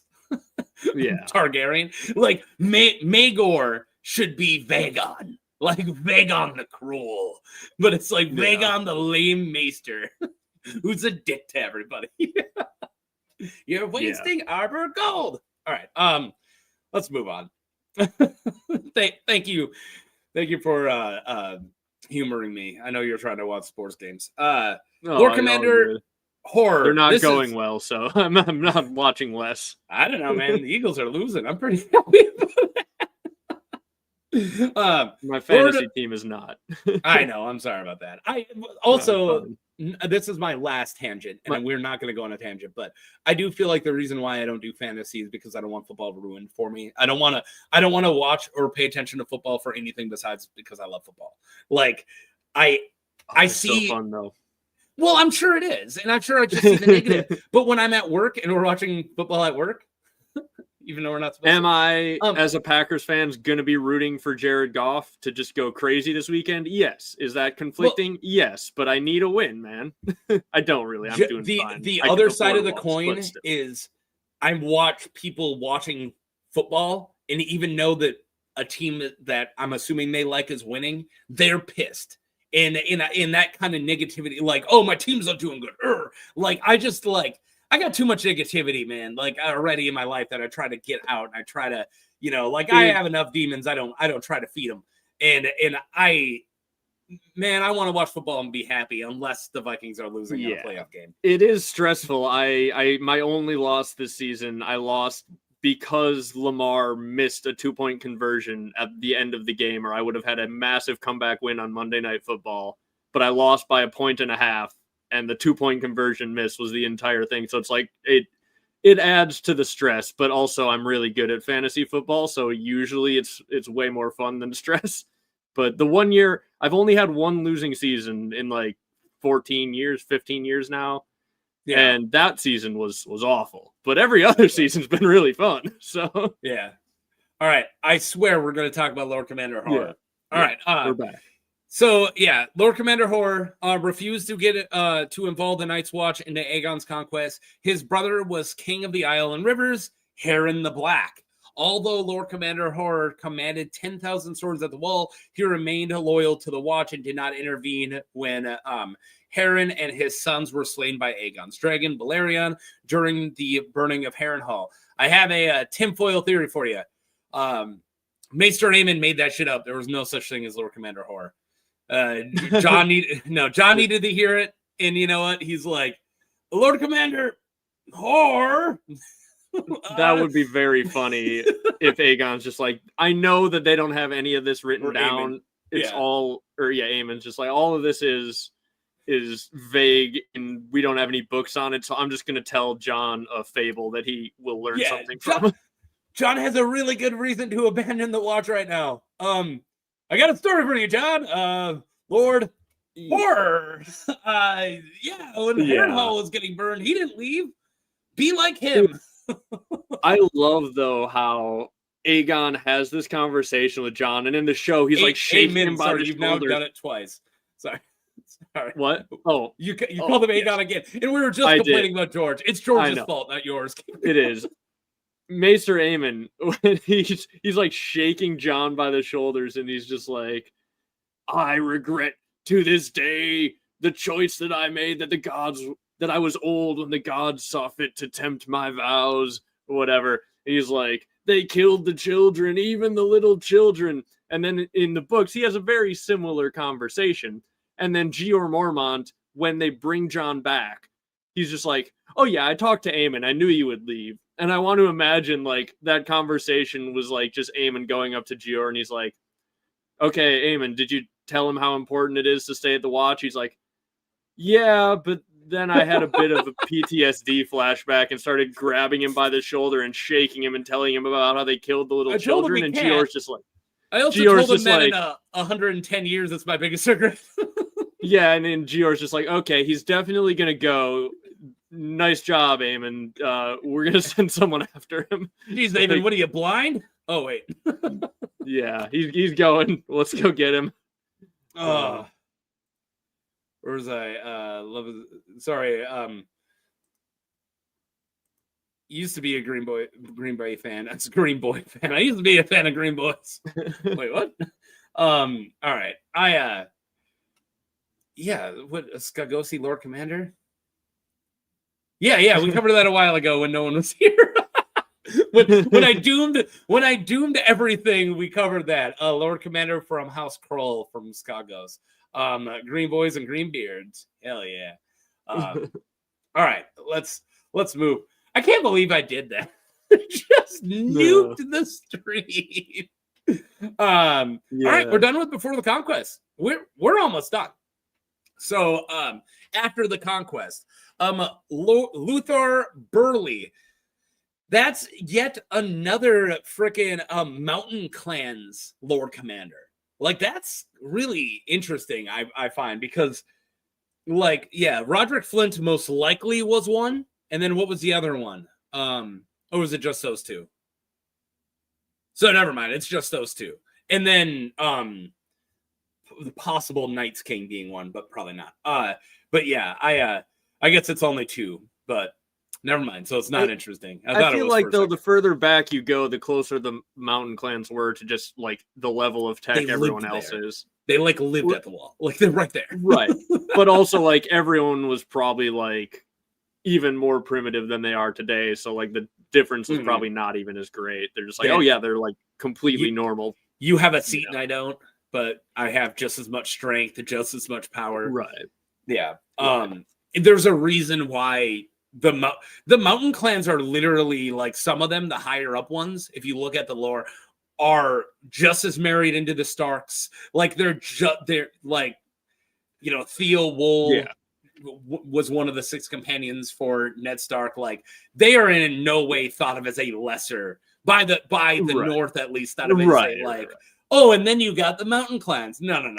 They're pretty high up there, and I bet they command an insane strength, and that's why Jon is like, go get the freaking Mountain Clans.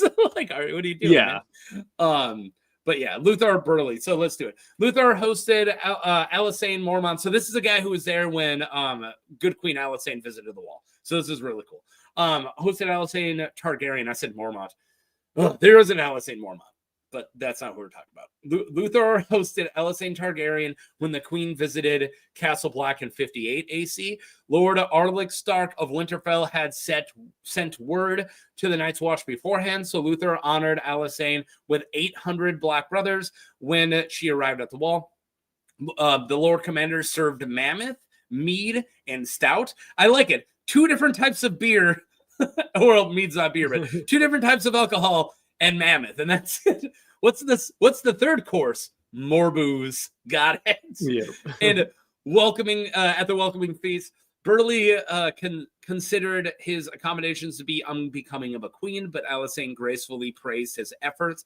Alysanne suggested to Luthor that the Night Fort, the oldest and largest castle at the wall, which was too costly to maintain, be replaced by a smaller castle nearby. She used her own jewels, including her own crown, to finance the construction of the castle, which was named Deep Lake. The queen also persuaded Burley to escort her to Molestown, where she held one of her women's court among the sex workers who lived there. So yeah, Good Queen Alysanne is a boss. I freaking love Alysanne. I love everything about that. So, throwing one at you. The Targaryens always knew about, right? Like that's what House of the Dragon tried to tell us. That no matter what the White Walkers are coming down, we're passing it down by generation to generation, even though, like, when did Maegor tell Jaehaerys? Whatever, we won't ask that. You left the note. Oh, and also Jaehaerys, go read my dad's diary really quick. He wrote it on a knife. So, okay, Targaryens. But anyways, if the Targaryens knew at this point, which this is before House of the Dragon, so if you're following that as a canon, which I don't, but if you are, then Alysanne, or at least Jaehaerys, would know that there is a great threat from the north at some point. Why would you ever then decommission the Night's Fort? Isn't the Night's Fort considered like the very important one, not just because it's big, size has something to do with it, but because it's its ties to magic. Like, there's a most likely got insane creepy vibes. Well, maybe that's it. Maybe she's just like, dude, that's a scary place. Don't be there. What I kind of think, because, like, people ask that along with, like, okay, well, why didn't they, if they knew about the others, why didn't they focus on strengthening the Night's Watch? And I kind of think the dreams that they got probably told them in a very similar way to telling them about the others. They're just like, the thing that will save the day eventually is the Song of Ice and Fire, this descendant, this prince that was promised, don't do anything about it. And in fact, like if nothing else, I would believe the dreams told Queen Alysanne the Night Fort needs to be abandoned, because in the timeline that's going to work out eventually, the Night Fort's abandoned when Jon and Co need to go there. All right. You're saying it's a chapter in the theory or in the prophecy. Yeah. Once the Night Fort is abandoned and because freaking these kingdoms are here, blah, blah, blah. It seems to be important that the others come back, like, on some level, for them to be fully defeated. So, like, I think it might even be necessary, and especially if the others are coming from Green Seers that are potentially below the wall, it might need to be the case that the Night's Watch is incredibly weak for this whole thing to work out. Yeah. Like, I just think that, the timeline requires the Night's Watch to be weak. Like, we were talking about the Great Ranging a little earlier. Like, I would believe it if Jorah got, like, dreams being like, hey, we need to do this Great Ranging, and he saw that they were going to win all this glory or whatever, but really Bloodraven or the timeline or whatever needed half of the Night's Watch wiped the heck out. Because it seems like everyone who has some prophetic knowledge doesn't strengthen the Night's Watch. Yeah, in fact, Queen Alysanne incredibly weakens the Night's Watch. It seems like the Night's Watch, she cuts off the first night, which cuts off so many little bastards that would have gone to the wall. All right, that's just some conservative propaganda. Yeah, but the entire thing collapses in like the 150 years post Queen Alysanne's, however long post. I will not blame Queen Alysanne for the collapse of the wall because of the right of the first night. That's a huge leap. That and the abandonment of the Night Fort, many things. Okay, all right, that's the one I will give it. But the question I was asking is, does she think that is strengthening it because she doesn't understand the magic? Because I would think that is a logical step. Hey, this is a huge ruin at this point. Keeping 1,000 people here is a waste of 1,000 people. You would have come to that conclusion if you didn't know that Brandon the Builder was chained in the basement giving good advice or whatever the hell was going on. Well, I would believe it's probably the fact that she got a dream being like, abandon this place. Like, this place we need to stop. And she's just like, okay, I'm getting dragon dreams about how we need to get out of this place. This place is creepy as hell when I'm here. We're going to build you a new castle, guys. And like, and here's the thing. If the Night Fort was manned, even if we don't ever go back there, which I really think we're going back there in the Winds of Winter, because Jon is restoring it, and like the last book that we have, they're focusing on restoring the Night Fort. Like, they keep bringing it up right up until Jon is killed. So like, I would imagine Jon and Mel end up at the Night Fort in the Winds of Winter. But even if they don't, and we never go back there, would Bran have made it north if the Night Fort wasn't abandoned? I'd say no. Oh, yeah, probably not. Because he has to go through there. So, like, even if it's as simple as that's what's required for the timeline, is Bran needs to go through the Black Gate for some reason. Maybe that's why she's getting a dream 1,000 or 100 years before, being like, "Hey, get these 1,000 people out of here." Yeah. All right. I think that would make sense. Like, but I want to go back to. I think somebody's watching from like pretty late, and I think that's Jeremy Hall. And he thinks numbers mattered, and I think this was, I might be wrong, but he was talking about how we were talking about how Osric Stark would have been made Lord Commander and Bloodraven showing up. So he said 50, and then somebody said, I'm pretty sure it's 100.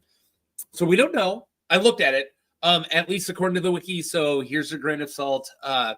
He was sent up there with 200 men and prisoners, so we don't know how many of them are his men, including Brynden Rivers, and many of them were the Raven's Teeth. So Brynden Rivers, a.k.a. Bloodraven, went up with somewhere between 0 and 199 Raven's Teeth. So it could have been 50, could have been 100. And either way, I don't think Brynden Rivers needs backers. I think the fact that he was a Hand of the King for like 50 fucking years is gonna make you be Lord Commander of the Night's Watch, no matter what. But yeah, let's let's it's just like move on. Benjen gives Jon the speech about how you get what you earn when you earn it, and it's like, well, Bullshit. why does every Lord Commander have a last name, bud? That is the biggest in it. So I just covered, I did my Benjen video, and I called it out so hard, where I'm like, you lying piece of crap. Like, that is the biggest pile of crap. Like, it's what Jon needs to hear. Like, it is. It's what Jon needs to hear, but you are lying. Like, you can call it a white lie. You think that Jon definitely need to hear you're not better than them. Like, we're at the watch now, and if you want to move up, you have to treat people, and you're a bastard too. Like, people are going to treat you badly because your last name's Snow. He needs to hear that Pip is just as important for the watch. But then on the other side, when he becomes Lord Commander and he tries to make a sex worker from Old Town his squire because he's following Benjen's advice, he's the best person for the job, and he's hot. Yeah. And you know, because Satin's pretty hot. What's up, Satin? And then everyone's like, you can't do that. Like, birth matters up here. And Jon's like, wait, what? I was told specifically that it doesn't matter.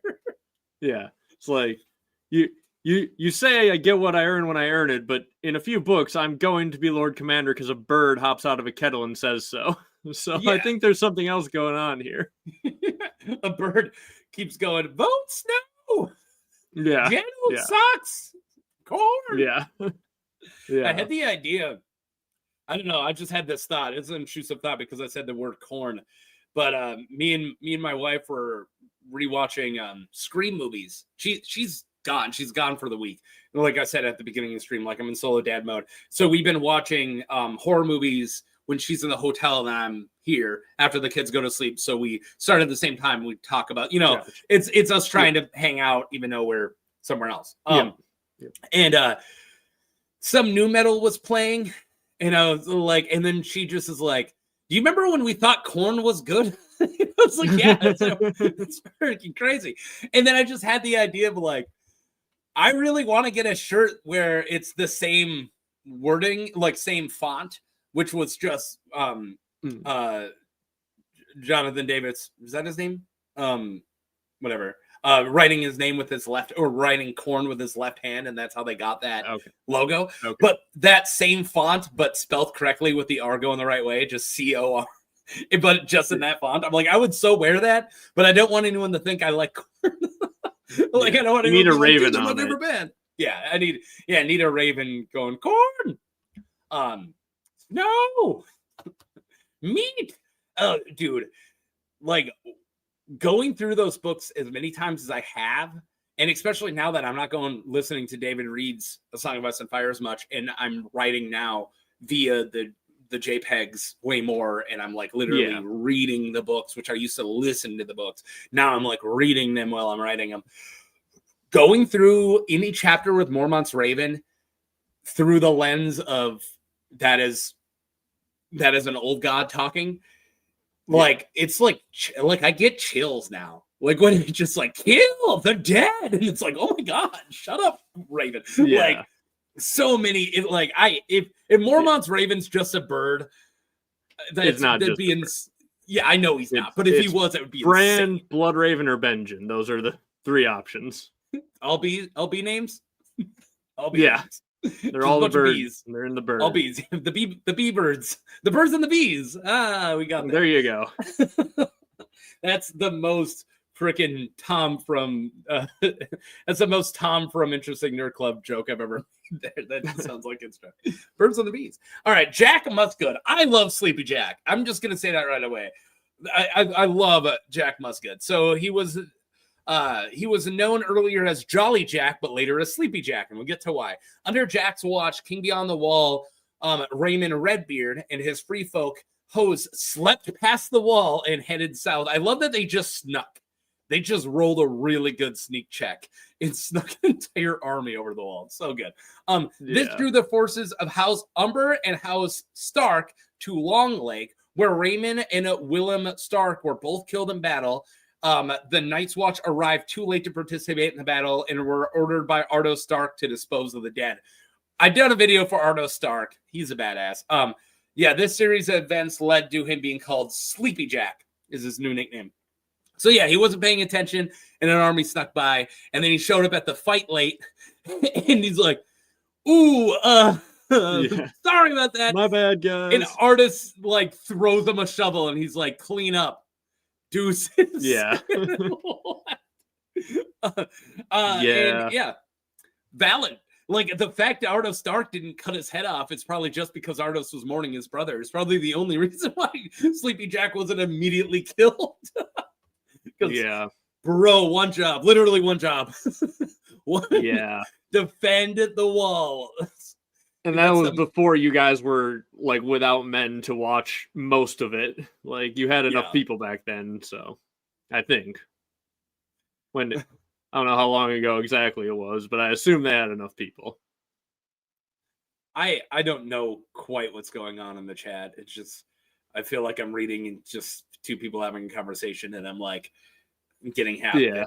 I do remember Mudvayne. You remember cracked articles? No? Yeah. They had a video I'll never forget that I think is genius, and then we're gonna get back into it. By the way, where was House Musgood from? I want to say Stormlands. Stormlands. Hey, we got a Stormlands house now. All right. Anyways, there was this great cracked video where just a bunch of guys are just sitting around at a table, and it's like 4 guys, and one of them just goes, "Are we Puddle of Mud?" And they're like, "No." It's like, why would you say that? He's like, "I think we're Puddle of Mud." He's like, "No, we are not 2000s, era Puddle of Mud." And then it's like, and then one of them goes, "Dude, I think we are." It's like, what? I like that. I like the idea that the band was so big and now it's so forgettable that they're like, "Wait, are we in it?" Yeah, that's good. Yeah. So that's what made me think of, like, you remember Mudvayne? Dude, are we Mudvayne?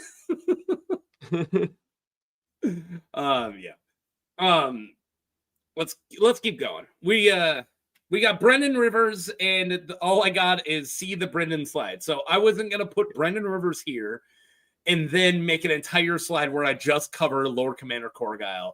I wasn't gonna do that. So do you want for me to close this and then us read Brynden Rivers, and then we'll go back and do Korgile? Yeah, while you're reading the next one, I will go do something real quick, but I'll be able to hear you. I got a huge slide to read, so perfect. Yeah, all right. I'll be right back. If I'm not back, I will be back soon. Wait, then you won't know anything about Brynden Rivers. I'm kidding. No, I can hear you. It's fine. Oh, I know. The joke was, of course you know Brynden Rivers. All right, Brynden Rivers, called Lord Bloodraven. He was a bastard son of King Aegon IV Targaryen, and by his 6th mistress, Lady Melissa Blackwood. He had 2 older sisters, Maya and Gwenys, and numerous half-siblings, a bunch of them, right? All the great bastards. After Maekar's death in 233 AC, Brynden, as Hand of the King, called a great council of the King's Landing to discuss the dispute of the matter of succession. Annie's Blackfire, oh no, the Blackfire pretenders are going to get mad, and this is one that they totally can get mad about. I believe them. I agree with them. This is really messed up. Annie's Blackfire wanted to peacefully participate in the Great Council, and Brynden offered him safe conduct to King's Landing from Tyrosh. Once Aenys arrived to the capital, however, he was arrested by the Gold Cloaks and then beheaded at the Red Keep. Oops. The Great Council then chose Maekar's son, youngest son, to succeed as King Aegon V. That's Aegon the Unlikely, or Egg. I believe there's a TV show being made about him, whose first act was then to arrest Brynden for the murder of Aenys. Brynden argued that he sacrificed his honor for the good of the realm, but Aegon refused to set Brynden free. He instead offered the option of taking the Black instead of death, which Brynden accepted. When Maester Aemon sailed for the Wall in 233 AC, he was escorted by King Aegon's friend, Sir Duncan the Tall of the King's Guard. So Duncan just went up there. He wasn't like joining the watch. Or maybe he was. And accompanied by honor guard of recruits for the Night's Watch. These were 200 men and prisoners, including Brynden Rivers. Many of the men were archers of Bryndon's Raven's Teeth, which we were talking about earlier. According to semi-canon source, Brynden took Dark Sister with him, and he went to the wall. Brynden was elected as Lord Commander of the Night's Watch in 239. However, in 252, he disappeared while ranging beyond the wall. Dude, now you're not going to know anything about Brynden Rivers. Yeah, I don't know. Have you ever heard of that character? He's obscure. No, yeah, I don't know anything. Since you brought up I'll start all over. Dark Sister. Yeah. Since I don't know anything about Bloodraven, I'll talk about Dark Sister really quick. Okay, and Elric says in the chat he confirmed he took Dark Sister with him. So I did a video recently about who's I would still consider that semi-canon sources. I would sorry. Maybe that's actually what I was calling the semi-canon source, because the only thing I consider canon is book. But that doesn't mean if it's semi-canon, it doesn't mean I'm gonna say this really fast. I'm sorry I'm interrupting. But yeah, no. Semi-canon only is canon until it's not to me. If it is from So Spake Martin or from an interview or from the Citadel website or the unabridged versions of Fire and Blood, those are like the biggest ones. Those I will consider all those canon until the book specifically says the opposite. So yeah, keep going. Well, so I recently did a video about who's going to end up with Dark Sister in the story, because like you assume he took it with him. What's up? I'm pretty sure I watched it. I watched most of it. Okay. And what I came down to is I think second most likely was Arya by way of Mira taking it south. And most likely it was Hodor using it to hold the door. Absolutely. Sorry, keep going. I still like the logic of that because it would give him the ability to kill the others that might come into the cave. But yeah, I completely agree with hold the door with Dark Sister. Except it would look like a butter knife in Hodor's hand, but yeah, keep going. Here's the one thing that's made me think I might have to switch those two, and I might do just like a quick short about this. I thought about doing a short about this. So I was rewatching, there's this YouTube channel called Bookborn, I think is the channel name, where she recently like read the series for the first time and reacted to them book by book. I think I saw, maybe I watched one of them. I think, I can't remember the name. And so I remember when a very famous book person finally read all of them. And I'm pretty sure her channel name is Bookborn. It's been a minute since I watched these videos, but she's now reacting to scenes from the show as someone who's never seen the show, but only read the books. And one of the scenes she was reacting to was Arya and Tywin talking, and I hadn't seen that scene in a minute. But like, they go hard on Arya's foreshadowing of like, oh yeah, this is Visenya. She wielded Dark Sister, or it was Visenya with Dark Sister, right? Yes. Yeah. And she's like, this is Visenya. She was the wielder of Dark Sister. And Tywin's like, oh, she was a hero of yours, is she? Arya's like, yeah. I want to be basically like, I want to be just like her. She wielded Dark Sister. And it's like, oh, they're so clearly foreshadowing Arya wielding Dark Sister one day, and then the show just and then they forgot do it. Yeah. So now I'm like, okay, I think Arya might be bumped up to number one, because like back when the show still thought they were gonna care by the late seasons, back when they thought they were gonna read foreshadowed it, and now instead they just had her use the dagger, which was a different Valyrian steel weapon. But it's like, oh. Like, they thought they were actually going to try and do the last books at the time they wrote that scene, and they were foreshadowing pretty hard that she'll wield Dark Sister. So I think Arya will probably end up with Dark Sister at this point, but it's 60-40. It could still be Hodor. I didn't plan on this stream only being me and you, so I did get, like, 30 more clips or something, like 20 more clips that we're just not using because we're staying on target, which is weird for us. And that really saddens me because I was really proud of a couple of these. And this is like 2 months of me just like downloading them randomly. And then, of course, I got some Halloween ones like this one. Which I don't know when I'm going to be able to play it, so I'm just doing it now. And then I got this guy. Aren't you going to say hello? Yeah, aren't you going to say hello? See, I don't know why I do the ones I do. It's really like stream of consciousness where it's like, maybe it will come up.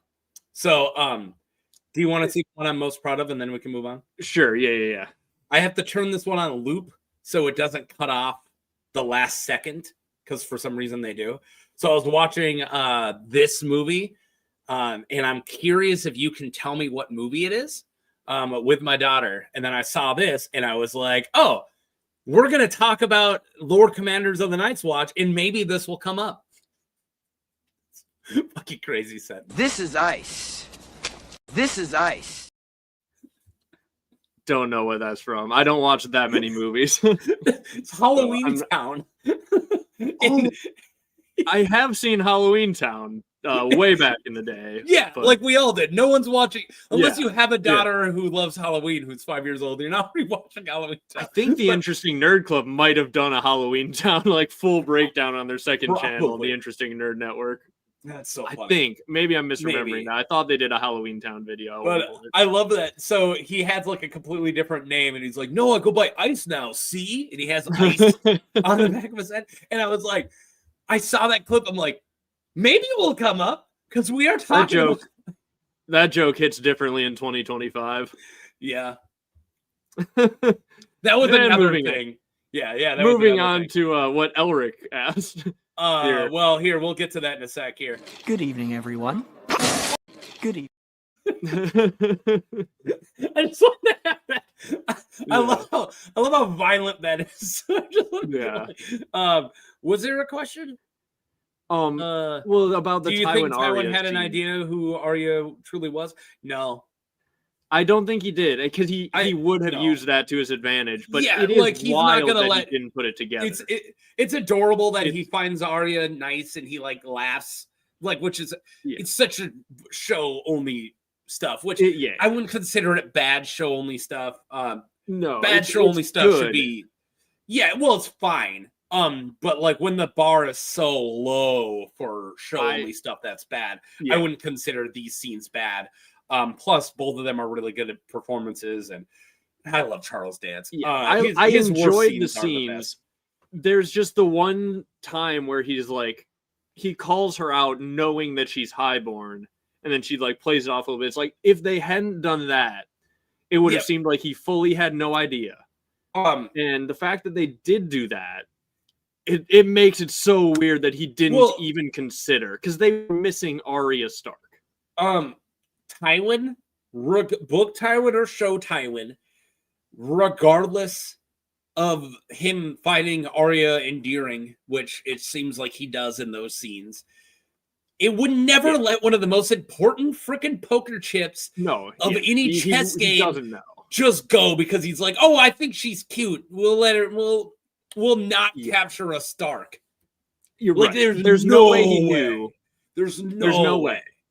But it's at the like, same time, it's there is, really if dumb that of was him to hinted, not. It would ruin Tywin's character if yes. he like goes off and it's like, oh, that cupbearer, and goes, it was a Stark, but I'll let her go. I would like stop watching. I'd be like, well, that destroyed Tywin will commit the biggest atrocities when he thinks he's doing right. Like to further, or if he thinks it'll help him win, he doesn't even need to be right. He just needs to know it might help him win. Yeah. In people who like, I hate Tywin apologists because there's a lot of he did what he needed to do, and I hate that because war crimes is not how you win a war. It isn't. It's even stated in the books. It's not normal the way that he's doing war. Like, it should be realized that burning the Riverlands because you're fighting the Starks is gross. Like, it isn't actually never, even in Dance of Dragons, like war crimes happen later on and mostly from Targaryens and dragons in the past. But like, I hate when it's like, no, I did what I had to do. Like, no, he's a complete piece of crap. No, he played it the dirtiest way because he thought he could win that way. But So no, I thought about it though because of that one scene where it's like, how the hell does he not even consider that it could be Arya once he realizes you're highborn, aren't you? I like this is that he's not as smart as he thinks he is. Yeah, He's like, oh, I'm the best game player. Yeah, no, that's really I like that. It's like really That is because definitely Arya what you have Stark to was take from it. alone in a room, and you could have just been like, "Oh, snatch," and yeah, you know. Yeah. Okay. Any thoughts on this obscure Lord Commander in the Night's Watch? I mean, so many thoughts. like realistically, I he's love one that of you the took that honestly. Like, yeah, like half my channel, dick. well, it's like if we were gonna actually just focus this entire stream on We're Lord not. Commanders, We're not. it We're would be talking like about Lord half Commanders. Bloodraven. If we did Yeah. a Bloodraven episode, for one, we would never do a Bloodraven episode. But if we did, it would need an entire episode. Probably need two. I think if I ever did a Bloodraven episode, it would be split between like I would say like up to the second Blackfire Rebellion, and then after the second Blackfire Rebellion would be splitting it for me. Yeah. Like Yeah, pre-main I have Arc so many Club. videos about Bloodraven. But like if people in the chat have specific questions about Bloodraven, maybe that's a good way to go. But like it's a lot of the stuff that a lot of the fandom thinks, right? Like he's the master, he's the puppet master, he's doing a lot of the manipulating. I think Bran will be doing a lot more of the manipulating than a lot of people think. Like, I mean, some people fully think that as well, but like anything people ascribe to Bloodraven, a lot of it could be Bran in the future doing it. Loaded question for you. Yeah. And you can answer this yes or no, and we don't have to dwell on it for too long because this could be like an hour-long answer. Do you think he is the three-eyed crow? Yes, I think I lean towards he probably is. Like, but that answer is super weird. Answer. It's a weird answer, but there's another line. Super weird. Right. No, it's a super weird answer when he's like, "What? A crow? I guess I used to be. I'm a dude too. But, what are we doing?" But there's another line where Bran is in the cave with him, and he references like his lessons, and he's like, "So I'm talking to this guy, but in the dreams, he's still the three-eyed crow." So like it implies that they are communicating in dream and then continuing that conversation in the real world. You think maybe Bloodraven can't pick his avatar? Like it's how that's what it is. Because Bran, when Jojen sees Bran, he is a chained winged wolf, and Bran does not know that he is the chained winged wolf until Jojen tells him. So it's consistent with Bloodraven to not realize you don't get to pick your dream avatar. Yeah, he doesn't necessarily realize he's the. And also, maybe you're not even in. Maybe you're not actually in said. Like maybe, hear me out. This is just a random idea. Bloodraven isn't going like, all right, call Bran. All right, try to pick his third eye open. Maybe he's there in a third force. The old gods, let's just say the old gods for the hell of it, pairs them no, they're sending the message 100% of like, there's a three-eyed crow north of the wall, go. Like they're sending the message to Jojen. Yeah. There's a winged wolf, go save him. Like, yes. Yeah, I do think so. It isn't like a psychic connection, which like that's really like this theory is like undoing so much conversation about Bloodraven, but maybe it isn't a psychic connection. Well, I think it is a third party. I think it is, but I think what's going on, and it fits with what Jeremy says in the chat here, that Jon sees Bran as a tree. Yeah, I think realistically, what's going on is it is probably a form of direct connection, like a direct communication, where you're like, this is what I'm trying to tell this person, and then they will see it in whatever form will make them sort of get it. Okay, so like, you're saying like I'm gonna send like Bloodraven, message. Like imagine Bloodraven and Bran are communicating in a dream. Bloodraven might be himself in his dream, and Bran is some weird avatar that represents Bran in a way that Bloodraven will recognize. Okay, this is Bran. Whereas like you're having the same dream, you're communicating in the dream, but each of your dreams may visually look completely different. Well, I think you could meet halfway and be like, hey, send message to Michael talks about stuff. Come meet me north of the wall. And then this phone then goes, A three-eyed crow wants to meet you north of the wall. Like, it's the message that he is sending, but then probably an entire Weirwood net of thousands of half dead or mostly dead freaking child of the forests then send the message. It could be definitely that. And I think that actually makes the most sense in it being warped. Like, it's an entire Weirwood net. It's being warped by all the other people connected in it, and so on and so forth. And maybe Jojen Reed dreaming at Greywater Watch, where we've never heard of a Weirwood being down there. There might be one. I don't know, most likely. But maybe his messages get super weird and warped because they're sending over multiple. There's no cell phone tower out there, is essentially what I'm trying to say. There is no Weirwood cell phone tower out there. So he's getting weird jumbled messages through this weird jumbled Weirwood. I don't know. Yeah. Nerd. Efren says future Bran is likely the three-eyed crow, and it's like that is the other option. Is it's either a future Bran or Bloodraven, but I lean toward Bloodraven right now just because I can't get over the whole line of they're communicating, and then Bran's like, but in his dreams, he was still the three-eyed crow. You're part of the Asoiaf and Fire fan community, and you never thought about the whole psychic network. I can tell you a couple people you're not subscribed to, because that's like what half of a lot of people around here only talk about. That's like that's refreshing. Because I feel like I can't read these books without thinking about the goddamn psychic network. Because I'm friends with Michael. Efren, I apologize on a video I made not too long ago where I called you Effin. I highly apologize. I trusted the wrong typo where I was like, oh, I thought it was Efren. And then I read the typo and I'm like, oh, I guess it's Effin. But that was a typo. And then the rest of the video said your name wrong. Sorry. Okay, Jeremy just thought, not thinking that the Psychic Network was responsible for okay. All right. Wait, I've never really thought, what's Green seeing? Did I miss that part? Yeah. What? No, yeah, that makes sense. Welcome to the fandom. Yeah. I do like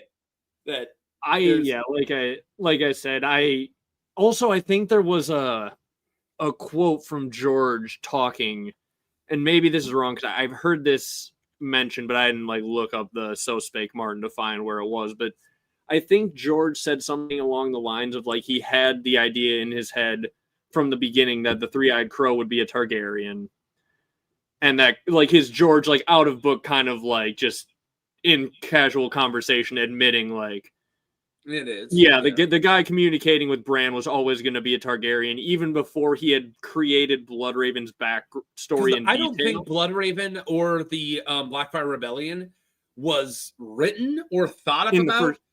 Until Clash. Until Clash, right? And maybe and that's what I think George was referencing. You know what? Let's talk about Knight of Seven Kingdoms. One more sentence. I cannot wait to see how this story is told with the knowledge that the Blackfire Rebellion happened. Because the first book never mentions the gigantic civil war that happened 10 years ago. But the second book is only about that because it wasn't thought of yet, right? They're definitely going to include it in season 1. And I can't wait. That's that sounds good. So interesting to me. It's we finally get to at Ashford Meadows, somebody gets to say, oh, you Blackfire piece of garbage, or whatever. It gets to be part of, because I love Ashford. I love the tourney of Ashford, and I'm really excited to see how it changes. You want to talk about a Dornish Lord Commander? Yeah, if we're done with Bloodraven. I'm down. We don't need to spend an hour on Bloodraven. We have hundreds of thousands of hours about Bloodraven. We do not need to waste our time. So before I talk about Lord Commander Corgyle, during Nymeria's war, I'm gonna just bring this up really quick. I made a see if I can remember this guy's name top of my head.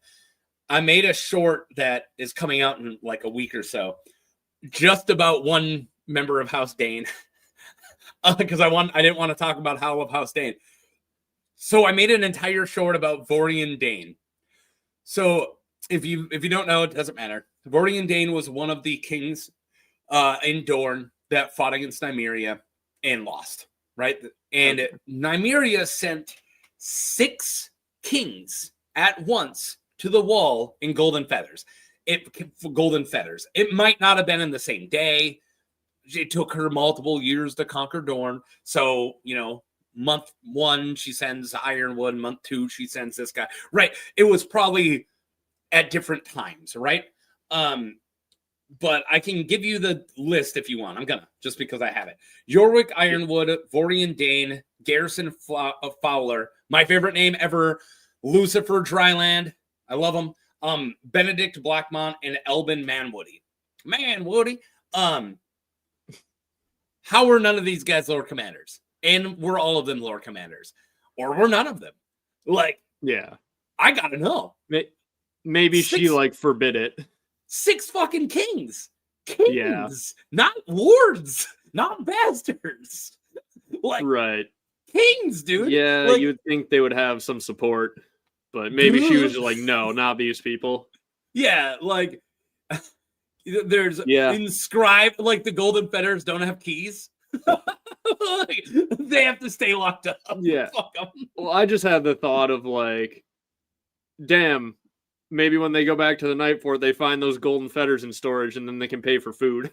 Yeah. No, it's a lot of gold.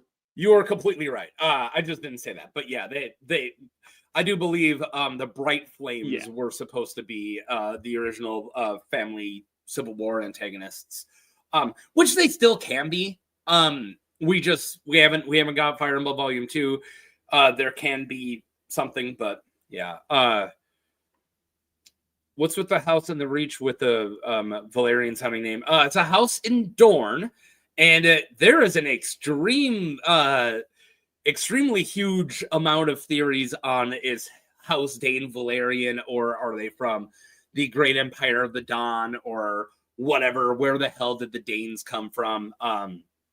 Where the hell did the Danes come from, and where the hell did House Hightower come from is very, very interesting to me. I think that there is from the other side of the sea. Here, I got something for you. The Interesting Nerd Club, I hope they're not watching. Maybe they are. But I was going to pitch something to them. No, never mind. I'm not going to do it. I still want to talk to them about it. I've been having a lot of thoughts about a Kingdom on the Others. I'll save for clues. An Interesting Nerd Club.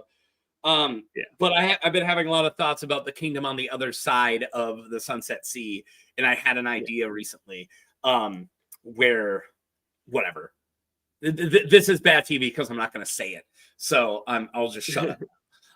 But yeah, anyways, I just wanted to, before I moved on, I wanted to talk about the 6 kings who got sent to the wall, because I find it really freaking weird that none of their names are on this small list we have.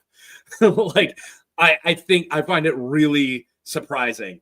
And Vorian Dane absolutely was a Lord Commander, 100%. He was the greatest fighter in all of Dorne. He was a Dane of Starfall. Lord Commander Dane. I want to make it happen. Okay. Lord Commander Corgyle, so we're super close now, was the 996th Lord Commander. And I know what you're thinking. Did we literally cover 190 or 995? No, we know for such a big number, we know nothing. He has not. Even in world, they don't know half of them. Yeah. Doesn't Sam say there's probably only been a couple hundred? And it's bullshit? Sam, I can't remember what exact his words are, but he thinks that he starts doing the math that he did, and Jon cuts him off so that we don't learn really interesting history lesson that all the fans want. Jon's just okay, enough, Sam. He's just what a Sam. I think Sam is literally saying and by my count, that would mean that there's only been in Jon's just a lot. Moving on. What have you found about the others? Samuel mentions 674 Lord Commanders. Okay. And so also they know 2/3. Sam's so I was reading about Summerhall and what really happened there. Shut up, I don't have time. Fuck you, Jon. Yeah, exactly. It's like when old Nan is, George would so do that. George would so do that. it's like when old Nan is telling the story of the Night's King and Rob bursts in and he's just like, hey, we got visitors or something. And or the last hero, I think it is. Yeah, the last hero. And and then the Children of the Forest helped him, and then boom, doors open and it's Lewin and Rob. You're like, we have visitors, we gotta go. Stop this exposition. We're busy. Shut up. All right. He was the 996th Lord Commander. Lord Commander Corgyle entered the Night's Watch sometime before Sir Denys Mallister. During his term, Castle Black sent patrols eastward to Eastwatch by the Sea every third day and west to the Shadow Tower every second day. And then the first day they rested. I'm guessing. And then they have a day off. The Lord Commander once visited Winterfell with an escort of 12 men, including Mancerator, to meet Lord Eddard Stark. During the visit, Eddard's sons, Robb and Jon Snow, piled up snow above the gate to dump on unexpected passerbys. Mats caught them, did not reveal their prank. The boys eventually dropped the snow onto Tomard, and he died in 288 AC, and he was succeeded by Jeor Mormont. So now we only have 2 left. And I have a full slide for Jon and Jeor, but I specific like Jon's is like he did all the shit that you know. Like I did not cover Jon. He did A Dance with Dragons. Yeah, he did. Go watch Jon. Like, go read the books. Got stabbed. You know, anytime I've been asked to cover POV characters, and I have, but mostly like prologue characters. Like, they're still small characters. Yeah. You would think I would cover them. Like, hey, where's that Merritt Frey video? And I just have to tell people, like, it's the Merritt Frey chapter. Like, what? That's it. Like, go read the book. Like, I'm here to tell you, piece together puzzles of characters that get mentioned chapters apart in small little things here and there, and I get to make one cohesive story where I'm skipping everything else that doesn't involve them. That's what the prologue chapter is. Like, go. Like, I don't need to do that. Yeah. Also responding to Alan in chat there. Sorry. No, the guy in the prank didn't die. The Lord Commander died in that year. Taco just read it kind of fast after. Oh, did I? Oh. They dumped it on Tomard. Oh, right? he Not died. Lord... No. Tomard didn't die. Yeah. No. They didn't kill him with their prank. That's so fucking funny. No, Tomard is Fat Tom. He dies in King's Landing. You read it kind of fast where it sounded like you might have been saying, like, if he wasn't looking at the screen and seeing there was a period there. That's so fucking funny. Yeah. And then he died in 288. Yeah, poor Fat exactly. Tom. And that's why Jon was forced to take the black. Yep. Yeah. That's it. Mance was killing Night's Watch even back then by letting them get piled on with snow. pushes Tomard in the way. Raider. Got a weaken Winterfell. Oh no, Tomard wasn't part of the Night's Watch. He was part of Winterfell. And Fat Tom has a son named Tom 2. Spelled Tomtoo. Which is fantastic. That's I have done funny. a short on Tom and Tom 2 before, because Tom 2 plays is it Not Coming to My Castle, but Lord of the Crossing? Lord of the Crossing with the Walders. Okay. Yeah, so that's how I know about Tom 2. I know too much about these fucking books, man. I've been playing Oblivion Remastered, so I've been getting back into Elder Scrolls lore. Oh, dude, that's really good.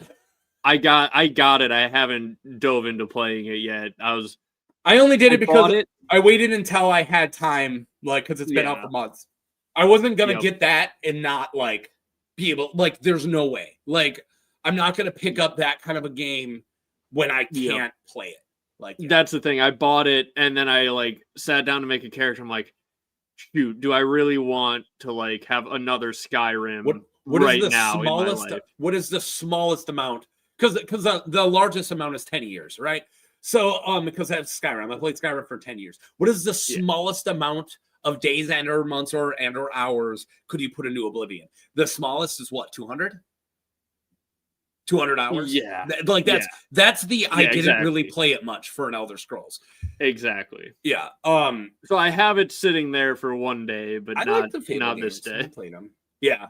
I loved Oblivion. But Yeah. after now that I'm further away from Oblivion, I've been able to go back and play Morrowind like a lot. And that came out in 2002. And then before I even found out that Oblivion was getting remastered, I went back to play Oblivion, which came out in 2006, and it's more unplayable than Morrowind is, which is so nuts. Like the system is so much better and it looks so much prettier, but it isn't compared to now. And there was something about it where I like couldn't do it. Like this doesn't live up.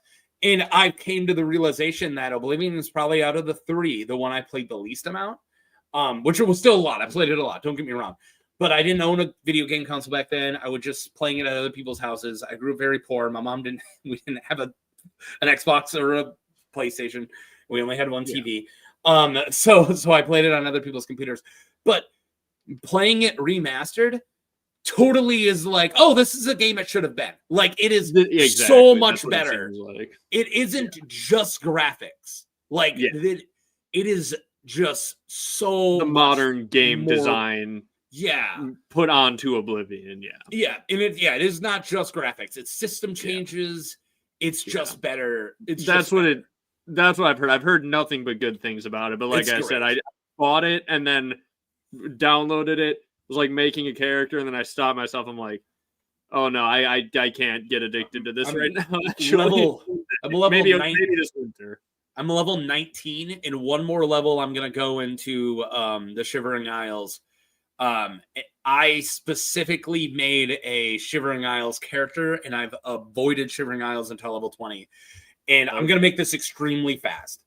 But I wanted to make a cleric for Jeor Mormont, where my ultimate build at the end will be wearing all of Madness armor, which I don't have, and I'm playing him as a battle mage. So, like, I'm head of the Fighters Guild. I made it far enough in the Mages Guild. I don't like the Mages Guild questline enough to finish it.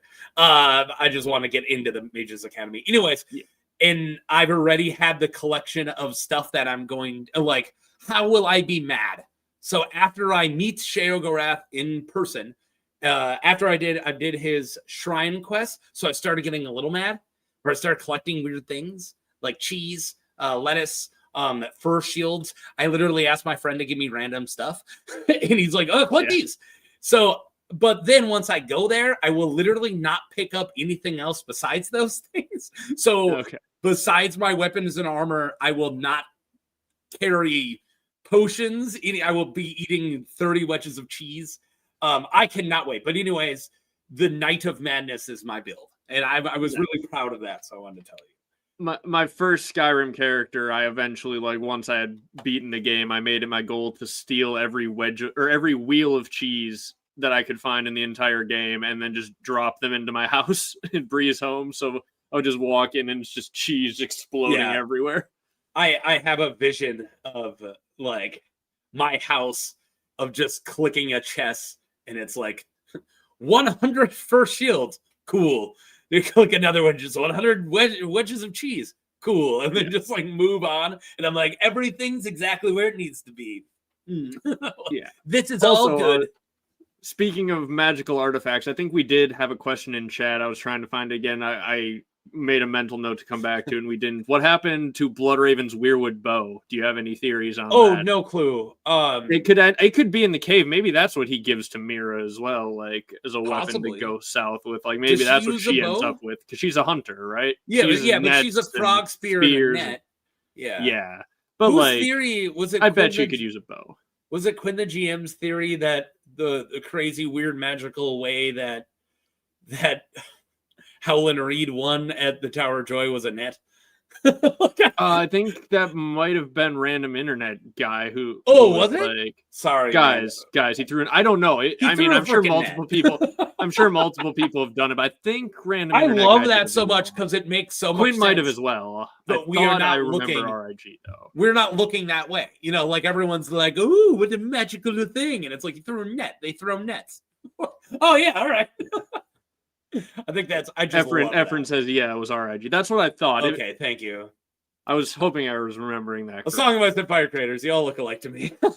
There's so many. Like I have to like. There are a lot of really good creators. I have to compartmentalize so much and be like, all right, Indie Geek is this guy. Like Right. Preston's this guy. Like, Right. they're so jumbled. Anyways, not watching every single video that comes out from them has helped my psyche a lot, where now I don't, and no offense to, I love this community, but like now it's like, you don't have to click every single David Lightbringer, only click the ones that sound interesting. Like you don't like, cause you know it's good. Like you're fine. Yeah. You don't need to take that hit anymore. Like, but yeah, which it's still more than half. So, all right. Did I finish this? Yeah. We got through Korgai. Tomard, Fat Tom didn't die. Okay. We got 2 left. And they're the 2 we meet. Yeah, the 2 we meet. So I am sorry I am missing stuff, and I'm gonna plug my my PayPal one more time. Send something through there if you want me to read it, and if you want to donate in a way that doesn't most of it go to streaming or to YouTube, or send a super chat if you're okay with most of it go to YouTube. I'm just saying this way we're definitely gonna see it because I can't read these slides and look at the chat at the same time. So yeah, I'm gonna play one more clip because I want to validate that I spent this much time on it, and I hope you're not getting bored. Listen, I'm bored. Someone explain it to me quick. Listen, I'm bored. Someone explain it to me quick. I forgot I still have the loop on. I don't know why like Zeke from Bob's Burgers has become like one of my favorite clip guys because he's just so intense. Right away. No, we're cool and all, but just shut up sometimes. He's just like he's got so many good ones, man. And then this one, I forgot how good like Mallrats is. And I just like came across on some streaming service and it's like, hey, Mallrats is on here. I'm like, I haven't watched that since I was in high school. And I watched it. And this line, I wish I had a shirt that said Fuckers think that just because a guy reads comics he can't start some shit? like that out of context is so good. I'm like, well, just because I'm a nerd, I can't punch you in the face? Like, come on. Yeah. Like nerds are crazy too. Like totally. And then I tried to download a lot of stuff for Watchmen, like The Watch, Lord Commanders, and then Giants too, because I thought maybe it would come up, but it hasn't. Watchmen. That's the real joke. That's the real joke. The Watchmen. And then then I got Giants, which I thought this one was pretty cool. Just little giants. All right. Is that enough? Should I do any more? I think that's good. One more. What exactly leads you to believe the Soviets were involved? Well, sorry, I just had to have that in there. Just because I don't know if I asked you this or not. Have you watched the new Naked Gun movie? No, I haven't. I can't go to theaters. Like I can't. Like I got 2 kids. I have a baby. It makes sense. It's not something. Once it comes out, I would recommend you check it out. It's very clippable. That's what made me think of it. There's just so many good little. Is that really good? Like okay, that. it would be perfect for me to clip. Okay. Yeah. Movies that I really, really, really want to see. I wait until they're on streaming services and I watch 30 minutes at a time. And I got 30 minutes left at 28 years later. And I'm gonna finish that tonight. That made it to a streaming service. So on my week off, when the kids are at school and daycare, and I'm doing a bunch of stuff around. I've been raking. I got a yard. I hate it. So I've been raking for hours on end every day, and I just did the front yard. The backyard is 10 times the size. I got 10 bags of leaves off the front yard. And then after I did that, I looked in the back and I was like, fuck no. What am I supposed to do? Like, what are we doing? Guys. Mow and launch it all into someone else's yard. I have seen my neighbor and I just laughed. I don't care. He can do what he wants. Below from backyard to the front, all the front in just this giant pile and just push it onto the street. And yep. And then he went, I was like, all right. Yep. Yeah. I will not be doing that, but that's the way you can do it. Just fuck it. Yep. I told that to a couple of people at work and they just went all like smart man. Yep. Let the snow plows get it in 2 months. I need a backpack leaf blower. I don't have. So we bought a house last year and we're house broke. We don't have any things we need for the house yet. Like we got a lawnmower for free. I have a lawnmower that I got for free. That's all I have. I have a lawnmower and I went and bought a rake. Like I do not have a leaf blower. I don't have a weed whacker yet. Or a weed eater if we're from the South. That's all. We'll get that next year. I was told that we get to get house homeowner stuff the year after we became homeowners because we don't have any money right now. So yeah. So send a super chat. You can pay for 1 month of mortgage, then that would be good. All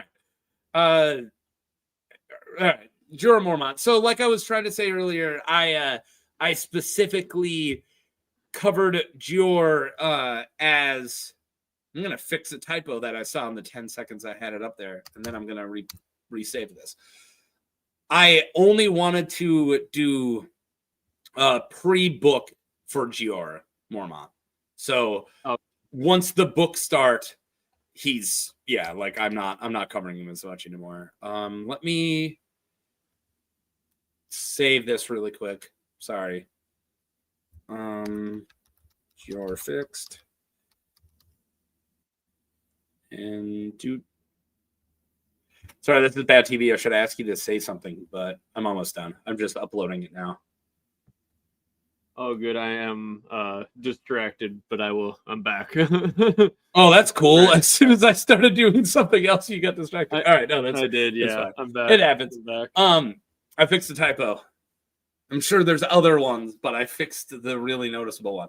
So, so this is all pre-book, and then I got a little bit of after the book, the last little bit, just because I didn't want to and then book stuff happens. Bye. So I tried to summarize it afterwards. Yeah. So Jeor Mormont, known as the Old Bear, is the 997th Lord Commander of the Night's Watch, which he commands from their headquarters, Castle Black. Jeor previously was head of House Mormont in the Lord of Bear Island.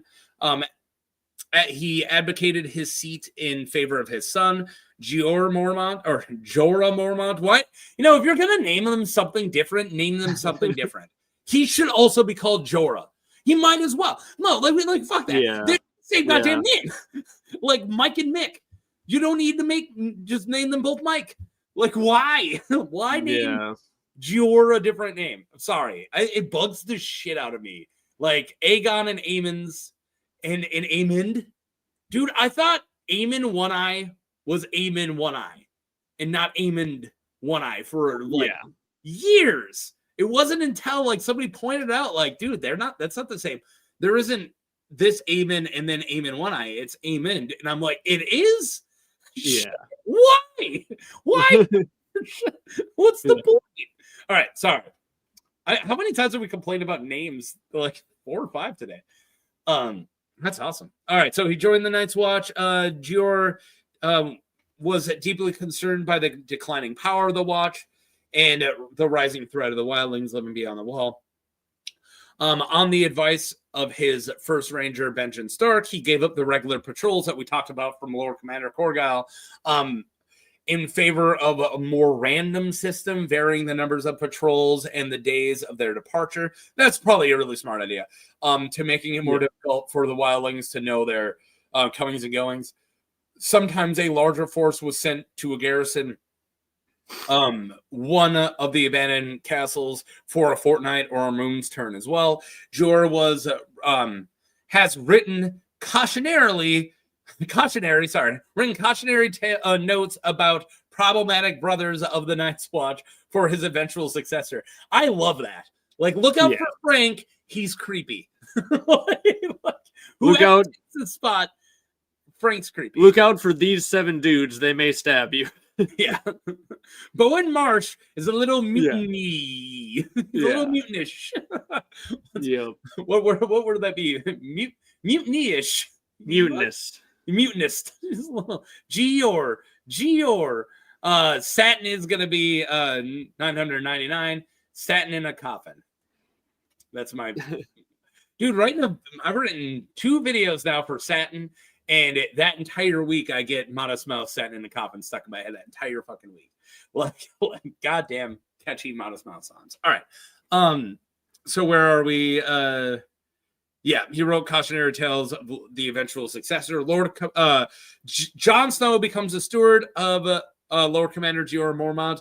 The bodies of 2 rangers are found. That night, Jon finds a white of one of them dead, one of the dead men in Lord Commander's room. Jon kills the monsters, saving the Lord Commander, Jeor.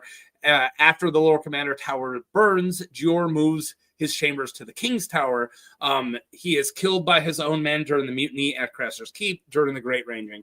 Like, that was the most summing up his book stuff as I could. Like, I felt like it was at least important to, like, those. But, like, I could have done an entire slide on the Great Ranging. Which I was saying earlier when I don't think anyone was here, I think that is one of the greatest follies of the Night's Watch, if not. I think it is 100% Jeor's. Like, it's if we wanted to make a tier list of Lord Commanders, like at the end of the books, dumb mistakes, like presidents. It's like, you know, like, oh well, this happened during his time, so I can't put him on B tier. It's like. Yes. He got half the watch murdered. It's like he had a really tough go of it because the watch was completely deteriorated when he took over, and then he got most of them killed. It's in a stupid thing. Herbert Hoover. It's so dude. bad. Like it's not his fault. So bad that the only way I can make sense of it is literally to think of like what I kind of thought before is like he was told by the old gods in a dream that this was the thing to do because that's what the timeline needed to work out. That like what Elric brings up here, that it had to happen for Jon to meet Mance the way he did.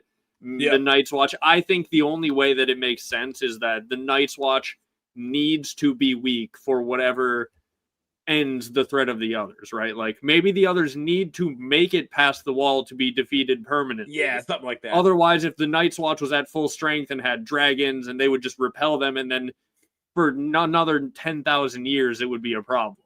Yeah, I think the Night's Watch, the timeline needs them to be beaten down to nothing. That timey-wimey time traveling stuff is always so like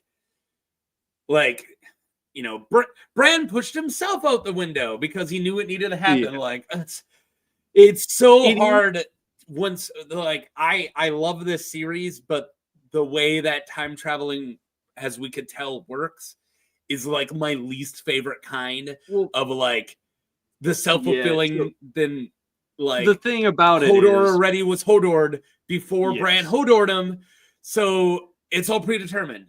Like damn it. Like way, but it's like George has written himself an in-world excuse for plot armor, essentially. Like there is no plot armor or plot convenience. It is all the plan of Bran, who needed it to go this way for reasons. He wrote himself in. It's not a cheap out on the author's perspective. It's someone in world who is doing it. And that I find very funny. Like I kind of enjoy that. It makes me think of like Stephen King writing himself in to the Dark Tower series, where there's like a little bit where Roland comes through a portal, meets Stephen King, has Stephen King write like, "Hey, make sure I don't die," and then goes like weird, goofy stuff like that. Of like, what's the most plot armor? It's like, well, going and getting me, the writer. Yeah. Efren says, according to PJ, the Great Ranging lasted 9 months. I hadn't thought about how long that lasted, but like, is that? I'm guessing he based it on like how far they had to march. That seems like a long. All right, time. Preston Jacobs' time finding, I'm very dubious with, because, like, I don't know. I like he occasionally does get caught up on like one line that he like takes a certain way, and it's like there's another way to take it. But yeah. I've seen him like, all right, this guy travels from this to this. Well, we know that a moon turn happened here, and back then he said this. So it was 9 months. It's like, wait. No, it wasn't. Like, I don't know. I would have to see this, and I'd have to see like the logic math for it. Yeah, but that's a long I'm just saying, time. I'm for dubious them to be out there. I love Preston Jacobs, but I do believe that he is wrong about half of his stuff. So I love Preston Jacobs. Don't get me wrong, but I am not a firm. He is not a guy who I consider on all the time. Like most of his theories. What makes him great is how many times he misses when he hits. I'm like, hey, that's one, but. For the most part, I'm like, no, I don't buy that one. I'm just trying to do the math in my head of like, because like, it seems like 9 months is so dang long for them to be out there. Maybe. Well, it's a long time. They stop at Craster's, but Craster's is fairly close to the wall. Keep in mind, but then it's literally like a little bit in the Clash to halfway done with Storm. Like a lot does happen, but also like Jon gets back before the surviving mutineers do. Like, and that's fair. When do you consider the Great Ranging ended? Done. Is it when the mutiny happens? Is it when they get back to the wall? Because that would be 9 months. But like, Ed in whatever, I consider the Great Ranging over when they get destroyed at the Fist. Like, right? yeah. Like, what's the ending? Like everyone being massacred, I don't know. I'm the just rest of the think. people being massacred, or the 5 dudes left coming back. Yeah, like, so what do? They go to Craster's, they stay there for a while, they go to the Fist. Like, I don't think there's anything in between that. Well, like White Tree. Yeah, but those are villages along the way. Right? Yep. But you're right. They don't do anything, and then they wait for like a week for Corrin to show up, and then Corrin shows up. So it's Storm's prologue. Look, correct me if I'm wrong. That that the fist, the fight at the Fist starts, right? Also, so that's half of Clash before. So that's quite a while. Like, Danny travels like the entirety of Essos in that time. It is also the case that like time doesn't necessarily like because a Jon chapter happens after this doesn't mean it's in the timeline correctly. That is the other side of it. I agree with time not being linear chapter to chapter, but because my brain is so goddamn small and I already shoved so much in here that I can't think about like. It's so hard for me to go, and this chapter takes 1 month, which means that this chapter takes place before or during it. I'm like, shut the fuck up. I try to keep the multiple storylines linear, and that's all I need. It's not usually a useful venture. All I care about. Yeah, it's not usually a useful venture to like figure out, okay, when does this Danny chapter take place compared to this Jon chapter, unless it's very relevant. Like I don't really bother to try. The one thing I will point out about the Storm prologue is it's very funny because everyone's like, all the prologue and epilogue characters die at the end. Not Chet. He pisses himself. Yeah. He dies later. He dies off screen. Yeah. He pees himself, and that's the end of the chapter. And then he's a white after the attack, but like he doesn't die at the prologue. Like I feel like that's something I almost did a video on. Maybe I will one day. But there is one character who doesn't die in the prologue. Have we talked about a chapter that became one of my favorite chapters because I realized when I wrote a video that took place in it, and now I've written two. that it's the only chapter that leaves the POV. Have I told you about this? Oh, Victarion's Iron Suitor. Yep, I believe it's Yeah. Iron Suitor. Yeah. Yeah, Iron Suitor leaves the POV, and I've heard other people tell me, like, I've had comments where like, no, this one does, this one does, and it doesn't. It's not the Reaver, it's Iron Suitor. I just looked. It's chapter 56. It is absolutely Iron Suitor. It is weird when that happens. Like It's an amazing chapter. It's one of my favorites. Sorry, It's just like I'm wondering, like he's next to me here. is George cheating a little bit on his POV structure, or is there like an in-world reason? Like, is Victarion having an out-of-body experience because of the magic, or is George just not wanting to show us what's happening in the room? No, Or I is think it he's like- trying to tell us the best chapter, and the best Right. chapter can be we don't follow the room, and all the monkeys Yes. that were causing a problem the entire chapter run off the boat and drown or swim away. Maybe they don't drown, they swim away because of the horror that is happening on the boat. That some deep, nasty magic just happened that we don't get to see. Yeah. The more interesting thing is Right. out of the cabin. And like George does and because like when I read it, I didn't really consider it cheating, but a lot of people bring it up as like George until somebody cheated. brought it up. Yeah, I don't think it's cheating. I think it's storytelling. It's amazing storytelling. Right. And what the way I kind of take it is like Victarion found out what happened during this and is like he's relaying the information from afterwards, right? Like he doesn't explain what happens in the room, but then Victarion would have found out like, yo, when that was going on, all the monkeys fled, like he hears what's going on outside, and then like we find out about it somewhat out of order, like a disembodied third person, like, well, dear readers, we could not go in that cabin. Yeah. Like, yeah, you don't want to see that shit. Yeah. Because so I did my video coming out on Saturday is my Makoro video. And I was extremely excited to cover Makoro. Yeah. It is 56 minutes long. Oh, damn. It is my longest video I've ever made for a character. Like, I've done live streams and shit. But for a character video, it is 56 minutes long. And in my process, and I've come to this conclusion before, I just had to re-come to this conclusion. Victorian Greyjoy is a fucking monster. He is so far from a good person. So far from a likable person. Like, when it comes to the villains in this world, the only reason why Victorion's not up there is because Euron exists and we compare them. But if you don't compare them, Victorion is absolutely pure evil. Like, I'm sorry, but like the most his wife was assaulted by his brother and his action was beating his wife to death. Yeah.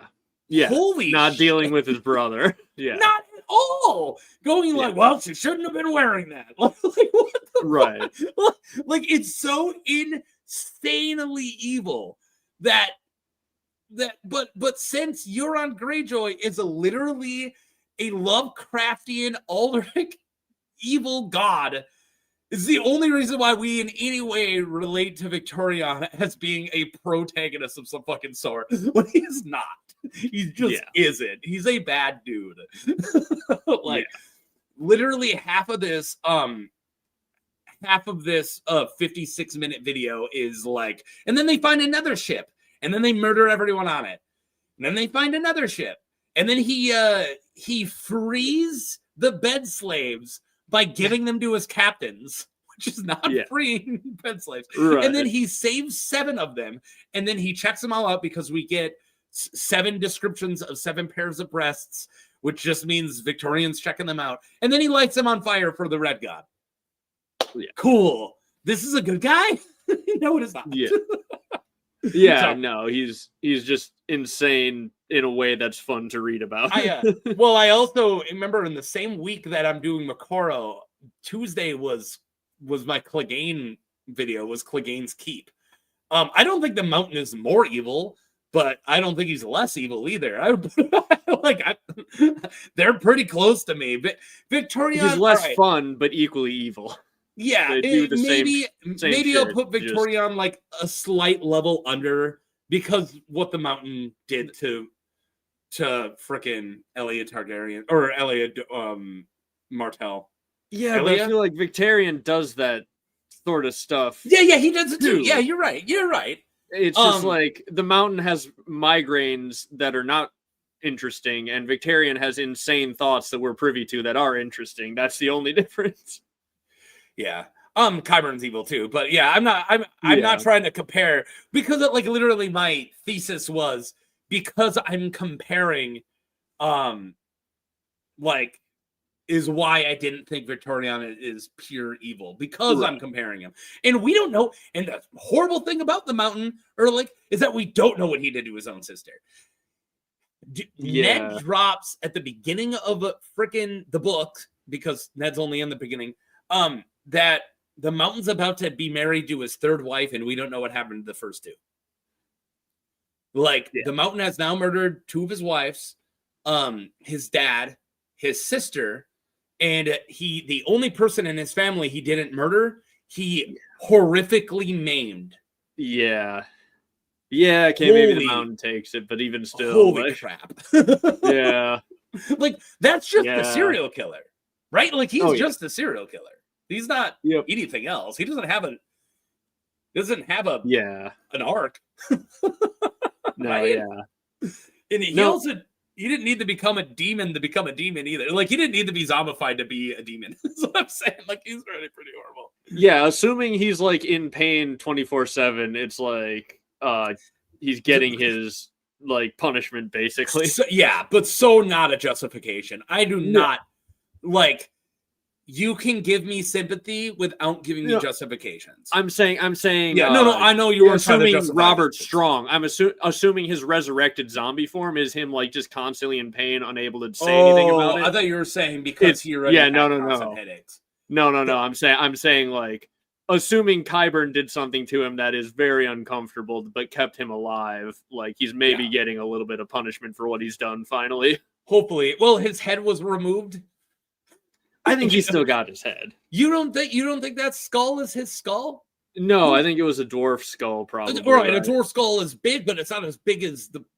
They all say like, well, this is the giantest skull. Or they just found an old, like, because why would you clean it with freaking, like, clean it down to the skull if you wanted it to be a head? I do not buy. I think he's still got his head. I don't think Qyburn's magic is doing that much. I want his head to be Rob's or Robert's. That is a funny theory. It's one that I don't actually believe. I believe the mountain still has his head. All right, a lot of people are saying it's a dwarf's head. I mean, they do have an abundance of dwarf heads. So and why, like, if it was the mountain's head, why would they have not left his face attached to it to prove that? You know, like they're being so shady. Gross. I don't know. Well, yeah, but like they're being so shady. Mad that you didn't clean it off. Like if I was I think they're mad that they did clean it because they want proof that it's the mountain. Like if you, like you're but getting what if sent one a of the car. Dwarf's heads is on him now. I want him to have a new head. I find it. You're just like, so hey, much that more red scary. car that I'm owed. I want that red car. And he's like, oh yeah, here's that red car, but I painted it blue before I sent it to you. It's like, how do I know that it's the car? Like, I want that specific one, and you painted it a different color. Like, that's the vibe of like them cleaning. I removed the entire exterior of the car. Yeah, well, that goes against the goddamn point, dude. Yeah, it's like took now all the how do I doors know? off. Wait, what? Yeah, exactly. It's just scarier if he is. The more monstrous he is, to me, like if they take his mask off and it's just a completely different head, like I don't know, like let's Frankenstein this the most we possibly can. Like I love that. Like that makes it so much more scary. I do think he's tied to a glass candle that probably exists down in the Red Keep that Qyburn found, and he's like, oh, I'm going to figure out how to do this. And then he's basically dead. He should, by every measure, be dead. But because he is magically tied to life, he is in like the most decayed state. Well, and that's the difference. I don't want this a magically healed Gregor. I want not this healed. to be but that's what I'm saying. Is to life in a horrid state. The more horrid state, the more he is a resurrected beast, opposed to, oh, we somehow saved him, but he's messed up. I will still pitch Robert Strong is Robert Strong to Interested Nerd Club one day. I don't know. I think that would be a really good April Fool's. Whenever you and me want to do April Fool's, I already told you what it's gonna be, but I still want to do Squishers are just nimble dick being racist. I still will make that one. Okay. You could do a video of anti-theories, basically. You could do like your top 5 anti-theories. Anti-theories are hilarious. Well, there's so many that we just think are true now. Like that, no matter what. Phagon isn't a theory anymore. It's his name. People literally refer to that Aegon, not as young Griff, but with an F in front, as like his literal title. When it's like, guys, that is still a fan theory. We don't actually know if he's a Blackfire. And that one I bet we're never going to know for sure. It's only going to be hinted at. So that one's going to stick around, I feel like. Yeah. Well, what's the point of revealing that one? Like, No, unless we gain more not knowing. Right, exactly. Unless it has some very important relevance where like Dany finds out, but no one will believe her and it causes her to do something, I just don't think we're ever going to get the reveal because it's more important that Jon Con believes it is him. Like, unless finding out that he's not real causes Aegon himself to do something insane. Yeah. But like it could be that he's real, but I don't think we're ever going to know. And there's so many hints that he's not. Yeah, there's a lot. But also, Rhaegon is a really funny name for a theory. Aegon Targaryen. Yeah. But it's weird. It's straight up weird that Varys is lying to a dying person who he knows won't be able to tell anyone. But again, he knows the walls have ears as well, as much as anybody does. And he could be lying to the Raven. Or Varys doesn't know. Oh, that'd be interesting. But Varys is the one who supposedly saved with the baby swap. Varys supposedly did the Pisswater Prince. True. Which, I would love for it to actually be Aegon. Like, I find that more interesting. It'd be interesting, yeah. Yeah. It'd be very funny if, like, that's actually Dany's family and she doesn't believe it. Yeah. Like, but all right. Let's read. I know he's a nothing character, so let's just get this fucking lame character out of the way. So Jon Snow. Yeah. He does a bad job, gets stabbed, refuses to elaborate. Not very different. I said he was the 998th Lord Commander, elected in 30 AC by an overwhelming margin. He lets a bunch of free folk through the wall, makes a deal with Iron Bank of Bravos, and later gets stabbed a bunch. Yeah, it was very close. Yeah. Yeah. Well, and honestly, even the refuses to elaborate is a joke, but also is his problem. That is the problem. That he refuses to freaking problem. Elaborate on anything he's doing. It's maddening. Where Bowen Marsh is so smart. In like, you just have to go, hey, Bowen, this is what we're doing. Oh. Yeah. Yeah, Jon, he gets a bunch of lessons, and then they end up being the wrong lesson for the problem he is actually. Well, and I do think he does a good job. Like, I will not subscribe to the Jon Snow as a bad Lord Commander completely. No, he's a bad communicator. He's a horrible communicator. Yeah. And that's something he always has been. And he's also very emotional, and he's very stuck in his head, and he thinks that everyone's against him always. And that leads, I think that's why he doesn't communicate, because he thinks, you're just going to go tell Janos Lynch, or you're just going to go tell Alistair Thorne. And him being a bastard probably does play into that. Like, he's been raised to believe the world is against you. You need to keep your thoughts in. You treat a person like he's unwanted. He's gonna feel unwanted. You know? That is good, like, writing. On Yeah, that very front good. by George. Stark problem. Also, I think like, he's a better. I think he's better ruler than Ned. Sorry. I mean, we don't see much of Ned ruling. He might be a better sleuth. Hand of the King is Ned. a ruling position. I get. Yeah, Michael you're Fox right. You're does that. right. And he's bad at it. And I don't think he's like the worst hand ever by any means, because he's not actively like being a piece of garbage. But like, he does not do a good job. Yeah, no, he doesn't. Well, and so like Jon, he gets this advice of like, kill the boy, let the man be born, and he takes that as like, all right, my boyhood friends, I need to like send them away to important positions, and then he sends away everyone who would have his back. Yeah, but like literally tell Gren it's because I trust you, not get away from me. Like exactly. Yeah. And Sam understands it. He explains it to Sam, where he's, dude, I need you.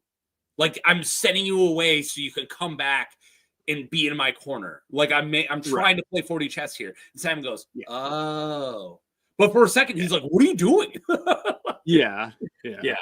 And he has that conversation in the chapter that George gave us from both POVs, right? That's that chapter, right? I love that chapter. Well, it's almost from, a lot of people say it's one chapter from two POVs, but no, they're not one conversation. They don't overlap though. They are like this. Oh, really?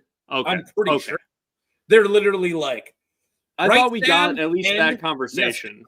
No, maybe I'm wrong, but I thought that they are like it's been a minute since I read them back to back. The next second is, and then Sam left. Like, maybe I'm wrong. Maybe they overlap. But they're also thought at least one combo did. But they're also literally an entire book apart. Have you ever listened to a Feast with Dragons?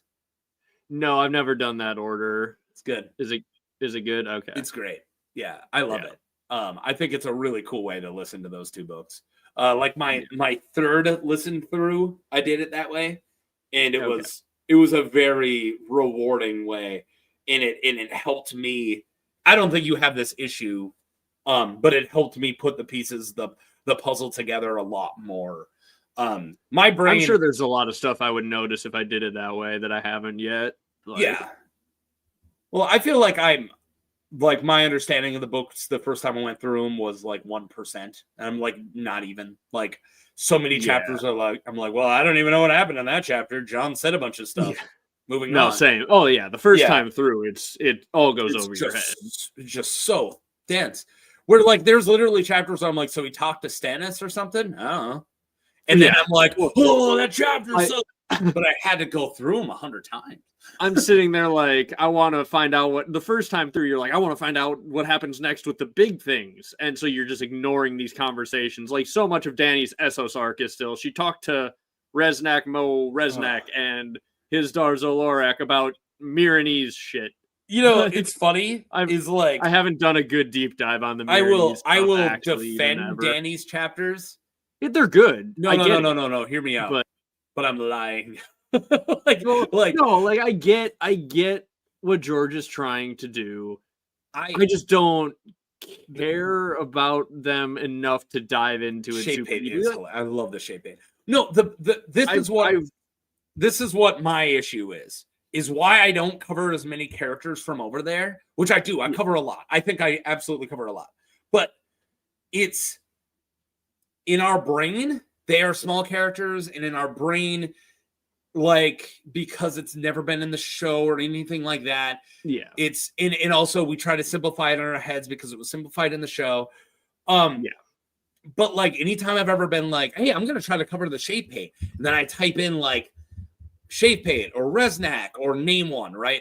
Into the see how many, and they have 179 mentions, and I'm like, I will not cover a character with 179 mentions. I had to abandon Holden Halfmaester. I wrote almost half of a video and I gave up because of him. I almost didn't finish that week. Like I have a week to do 4 videos and be a dad and do yard work.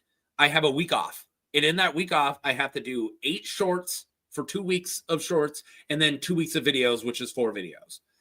And I know that doesn't sound like Mission Impossible because I have the kids gone. But when you're 14 slides in and you don't even like going more than 14, like 14 or 15 is the amount of slides I want. I'm 14 slides in and I'm just now getting to, not finishing, getting to the attack from the Stone Men. And I still have all of John Con's chapters. I haven't even got to John Con's chapters. And I'm at 14 videos and almost, or 14 slides, and almost those entire slides are him and Tyrion talking about fucking nonsense. And I have all this dialogue that's just like, hey, have you heard about this? And that's none of it's story. It's all just world building, which I appreciate. It's all character building and world building. And... yeah, it's character building and world building. Don't get me wrong. That's why I love George, but it's not why I make these videos. And if I gave an hour-long video, which I did, in that same week I wrote the Makoro video, which was an hour long. But what would you rather have? Right, exactly. An hour of Makoro or an hour of Holden Halfmaster? I'm sorry, but they don't fucking compete. And this is the first time I've abandoned a character. I abandoned them. And I have a 14 slide, like I can go back to it when I want. That's the thing. They're the mysteries that interest me the least, is like what is going on in Marine. Because it's like I know what's going on for Dany's character growth, and I don't particularly care about the details surrounding it as much. Like I dove into it deep enough to figure out she left. She's left, and she's probably going to leave permanently soon enough. And I have covered characters that I'm glad I have that answer questions. Like I've covered a member of Quentin Martell's group, Archibald, and that's a good story. And we got in, like, honestly, like I almost like the Dany chapters after Dany's gone more. Like I like Quentin going into the pyramid and failing. I like Pretty Maris, her storyline, or like the Tatter Prince stuff. But almost all that's after Dany's gone. Yeah. In I don't know, like it's untying a knot right now when we don't have the answer seems that obscene, like very obscene. That is part of the reason that I have also just like avoided a deep dive into those parts of the books, because it's like, because it's not done. You need to know Dany is like being tested with how much she'll give up for her ideals and her people, and like she's like grappling with all of that. Like, okay, is it okay to allow fighting pits if it means my people get to be free, if it means people stop being killed in the streets? And she's wrestling with all these questions of like being a ruler. And like sacrificing parts of her ideals and parts of herself to maintain that, which is going to foreshadow what she's going to do coming back to Westeros. Like everything you said is, but I don't I would call it. But I don't care about like diving into the little character mysteries surrounding that so much. Well, and also without a payoff. Like everything you just said is great, and if it leads to her burning King's Landing, holy shit, here we are. But we don't know that. Or it leads to her never going to Westeros. Like, whoa, like, or something like, but like, here's 100 prologues. And also it's like, Elric brings up the House of the Undying. And it's like, it just, when compared to, if I could go in through Dany chapters, I want to go back to like early Dany chapters when I'm reading. Well, Dany, and even because there's so many great. Like House of the Undying's great. Yeah, I should do a Piat free video just so I can go House of the Undying. But even Karth it's George is doing something really amazing with Dany, and I won't call them bad chapters. But it's just so smaller pace, and it's answering. It's intentionally confusing. It's intentionally confusing because you're in Dany's POV and she is confused. She's confused. Yeah, and at the same time, she's so great. It feels almost like that is supposed to be part of the experience, where if you dive into it and reread it 30 times so that you understand every little aspect of it, you're almost missing part of what is going on. I'm going to disagree, though, on her being confused. And you can think that, but it almost seems like you watch any like Ocean's 11 type movies or like scam movies, hustle movies, right? Yeah. Where the first half of the movie is one thing, and then in the third act you go, but this is what really happened, and then you see the guy playing the hustle, right? Yes. She's not stupid, and she constantly says like, well, you know, as a dumb little girl, and she's putting on her bunny ears, and it's all about doing this song and dance. But the problem is we don't get that third act where she goes, and this is what I really was doing with his daughter. This is really why I was playing these motherfuckers. Like, you don't get that part. So it's like literally just there is some really cool thematic stuff, but it's this long game of like, hey, look how lame Karth is. Like, look how their bureaucracy after bureaucracy after bureaucracy doesn't go anywhere. Okay, I see the point you're trying to make. Moving on. These extremely powerful people, these gods of sorcerers, but they're like strapped to a table or some shit, and it doesn't mean anything. Being an immortal husk would suck, actually. And that's cool, and it actually connects to the immortal husk that is Brynden Rivers. And like there is stuff going on.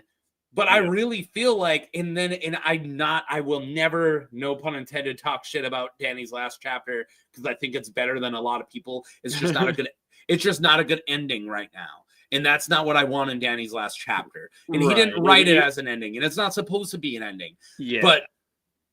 But like that's like the first chapter. That should have been the first chapter of Winds, not the last chapter of Dance, because it's her overlooking everything that's already happened and then her starting the next chapter, but it just ended and it sucked. Yes.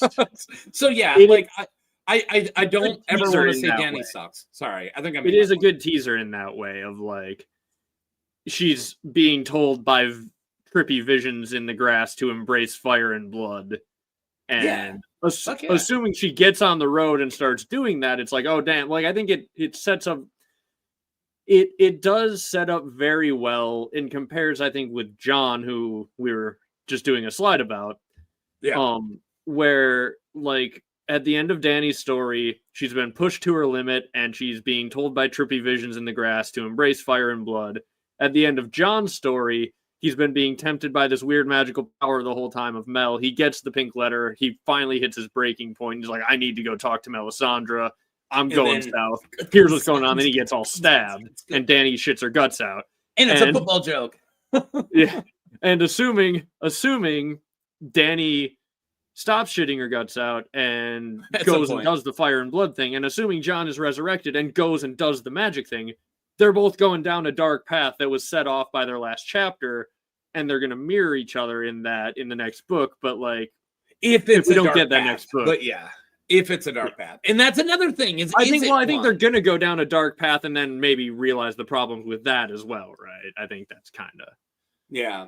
I think that is what's being set up, is them doing some things that maybe they will regret. Hey, thanks for hanging out, man. You were like 90% of our comments. So.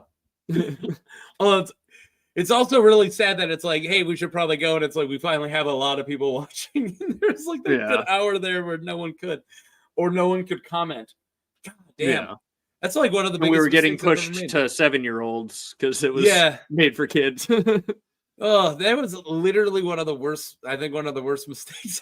Or ending my video halfway through, which I've done before too on accident. I used to do on an old channel. We call them all night taco stands, where the same reason I do these, but it was taken to a much longer extreme, where instead of doing like a 3-hour stream to help stay up all night, I was doing 6-hour streams. And they were packed and there was a lot of people, but I had a guy who had to go to sleep. Yeah, classic taco. I had a guy who had to go to sleep, and he was used to running the streams, and he wasn't running this one. I was, because I was the only guy who was going to stay there for 6 hours because people were coming and going. But he was used to ending the stream as he left, so he just ended. And I was like, fuck! And we had to start all over. And we got most of the people back, but I remember, like, he apologized so much, and now I've made similar mistakes where, like, what was it like? I think it was like the Riverland one where I think I I had no, like, the stream died because I had horrible internet or something, and then we ended it, and you were there, but yeah. Yeah, the Sorry. worst YouTube thing that would happen to me was on an old channel I had back like 2011. I was a gaming YouTuber, and I just checked the Social Blade stats. As of very recently, my current channel is now officially my most successful YouTube channel ever. I Nice. now have slightly more views on this channel than I did on the old one where I played Minecraft.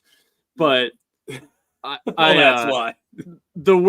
I was early to the party of playing Minecraft on YouTube. Wow. So, but the worst thing would be when you record a whole session and your audio is not being picked up or something insane like that. Yeah. Like those are the worst mistakes, because it's like, oh my god, like what do you even do? I was having and you know, I let him go because just the nature of my off the cuff improvisational low I feel like I'm just a low tech dude, and I like low tech feel.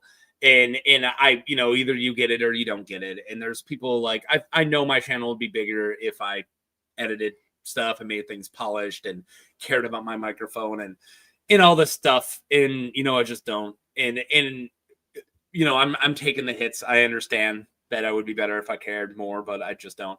I care equally amount, but I care about other stuff. and I care more about my knowledge, me trying to be entertaining as a presenter. Anyways, the point I'm trying to make is I had really bad internet for a little bit where it would just clip, like StreamYards would die as I was filming. And I would be 40 minutes, 30 minutes to do a video. And you'd have to start again. I would get clipped out, and I'm like, what? And then I would like go back, and then literally it would be like, yeah, in like 10 minutes of that. And that is so entire slides are gone because it's frozen. And I'd have to do it all over again. And I have time to do this. Like, my wife loves that I have a hobby, but she expects me to respect her to not waste my entire time on it. Like, I do dishes, I'm part of the household, you know, like this is my hobby. I don't play video games as much as other people do. I don't do other stuff. And you know, and then it's that give and take. And that being said, I only had an hour to work on it. Now I don't. Now I can't do it. And that sucks. That feeling of like, oh, cool, thanks, internet. Now I have to do this tomorrow. Yep. You know? Yeah. And it sucks. Yeah. I have this weird thing where I really, really like working and staying busy. And that's one reason why I put out as much content as I can. Or as I do. And I feel like I put out a lot of content, but like literally it's like something that keeps me regular. It's just like when I run out of the amount of filming I want to get done, and I'm like, cool, I get to like clean today, and I like get the dishwasher going, and then I get the laundry going, and then I pick up and I mow, and then I have one more day off, and then I sit and watch TV I've seen before. Even though I was that productive, I still get existential dread and think that I'm worthless because I'm like spending an hour doing nothing, where it's like, God, you suck. And then I look at how much I got done, but my brain won't acknowledge that. It would just be like, you're sitting and doing nothing right now. Why are you even alive? I'm like, oh, thanks, brain. It sucks. Yeah. But anyways, I want to thank this stream. I want to dedicate this stream to Robert Gaviglio for not waking up this entire time. Yeah, there you go. Rhett, my 6-month-old baby sleeping in my room next to the baby monitor, killed it. I didn't have to take over for 15 minutes and turn it into a fantasy football watch along stream. Yep. And when I'm like, oh, it's just you, and you're like, yeah, and I'm like half paying attention. I'm like, oh, Rhett, don't fail it now. Yeah. Please stay sleeping. And also I would have fed a baby on stream, which would have been fun. Anyways, what I really like about Lord Commander Korgoth, stop fighting me. Yeah. Oh my god. Efren says it'll take Dany like 10 chapters in the Winds of Winter just to leave Essos. I sure hope not. I do think there's a chance that it doesn't now because of the crazy mindset shift that she will have after her desert vision trip. Oh my like, god! It might take her like say 3. Something else. The crazy mindset shift that she has after she saw season 8. That too. After it was handled so poorly. No, like the embracing fire and blood though, like it might make her be like, hey, like, because here's the thing. A lot of people fully expect every little thing to be wrapped up, and I firmly believe these books are not going to wrap up every minor character's little arc. Like, so many people are going to have plots that are just cut short, and people will be like, but there was so much buildup for this, and it's like, yeah, there was a lot of buildup of Rob's campaign too, and then he got red weddinged. Like, there's a lot of buildup in Marine. Yeah, there's a lot of buildup in Marine. Dany might just say, fuck it, I'm leaving. I don't care what happens, because the buildup was to serve her mindset when she is arriving in Westeros for the final act of the story. Right. I see it this way. I see it as she's going to come back, very quickly leave. Quickly. I do think it's quickly. She's going to do something with the Dothraki. Yep. Do something with Dothraki. Take them over. Maybe even let them sack Marine. I wouldn't be against it. I wouldn't be against it. Fuck Marine, bye. I think she might even say that. Yeah. And then burn Volantis. And on her way back. Yeah. On like, her way on back, the way, she's going to have like... I don't think she's going to take Pentos, and I think that's going to piss Tatter Prince off, and then she's going to have to kill or do something with the Tatter Prince. I do think he is antagonistic. I don't think of him as... Yeah. Dude, let me just have a city is not a cool dude. Like let me burn Pentos as my payment. Yeah, I could say like a payoff chapter for the Dothraki, one for Marine, one for Volantis, maybe one for Pentos, and then she's like off in like her 5th chapter Dragonstone to Westeros. Which I could see that. Her last chapter was about Dragonstone. Just the other one. Yeah. It was literally about her embracing Dragonstone, but it was the one that she's getting snapped out of her, like stuck in place. Yeah. It was like, she was literally shitting it all out. She's getting it out of her system. It's a good chapter. That's what I'm saying. It's a cleanse. If you open wins with that chapter, it's a fucking great chapter. I just hate it as the last one. If it is the last Dany chapter we get, it would be a tragedy for sure. Even then, it is. This is the one. It's right now. Well, if it's the last one we ever get, well, it would be. Have you met Future Michael? Because I haven't met Future Mark, and he hasn't told me yet. Yeah, I hang out at that big tree I have in my backyard. Keep asking for Future Mark to tell me something, and he just never does. No comment about where I get all my theories from. Maybe it is a tree. Just. John Connor comes back and he's like, I have a very all right, this is how we prevent the Terminators. And you're like, shut up, did we get wins? I have a very talkative birch tree that may or may not have read The Winds of Winter already in my yard. Fine. Don't worry about it. I just love that not only my channel, not only your channel, but an entire genre of things on YouTube will be obsolete in one day. I hope some of my stuff holds up. I hope that it holds up. I hope that like at least a third or so of my videos are like, dang, this guy kind of got it. Like, but maybe there's no not reason exactly, to watch. but like, fine. There's no reason to go back and watch it anymore because it answered. No, I'm not going to watch a prediction video for a movie after I watched the movie. Right?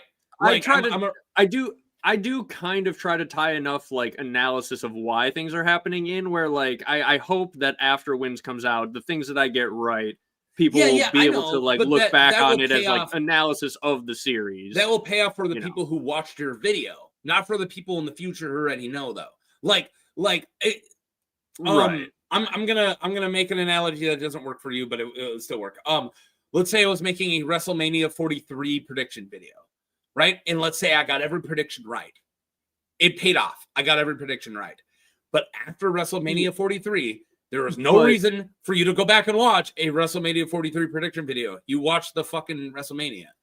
That's the point. Yeah, it held up for people who watched it. But these guys don't need to watch it.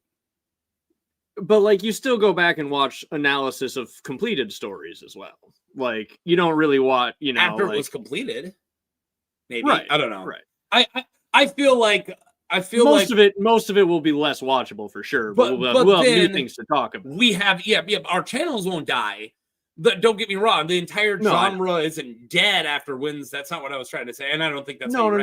I get what you're saying. We now have an entire new thing to talk about, but like my Maya Stone video that ends at wins isn't going to be, or ends at dance isn't going to be as entertaining as the Maya Stone video that ends at wins. Like I have to then go back and cover a lot of those characters. For example, like my House of the Undying video, I think will still be relevant, assuming I'm not completely wrong with how I was reading that situation. And you're like right.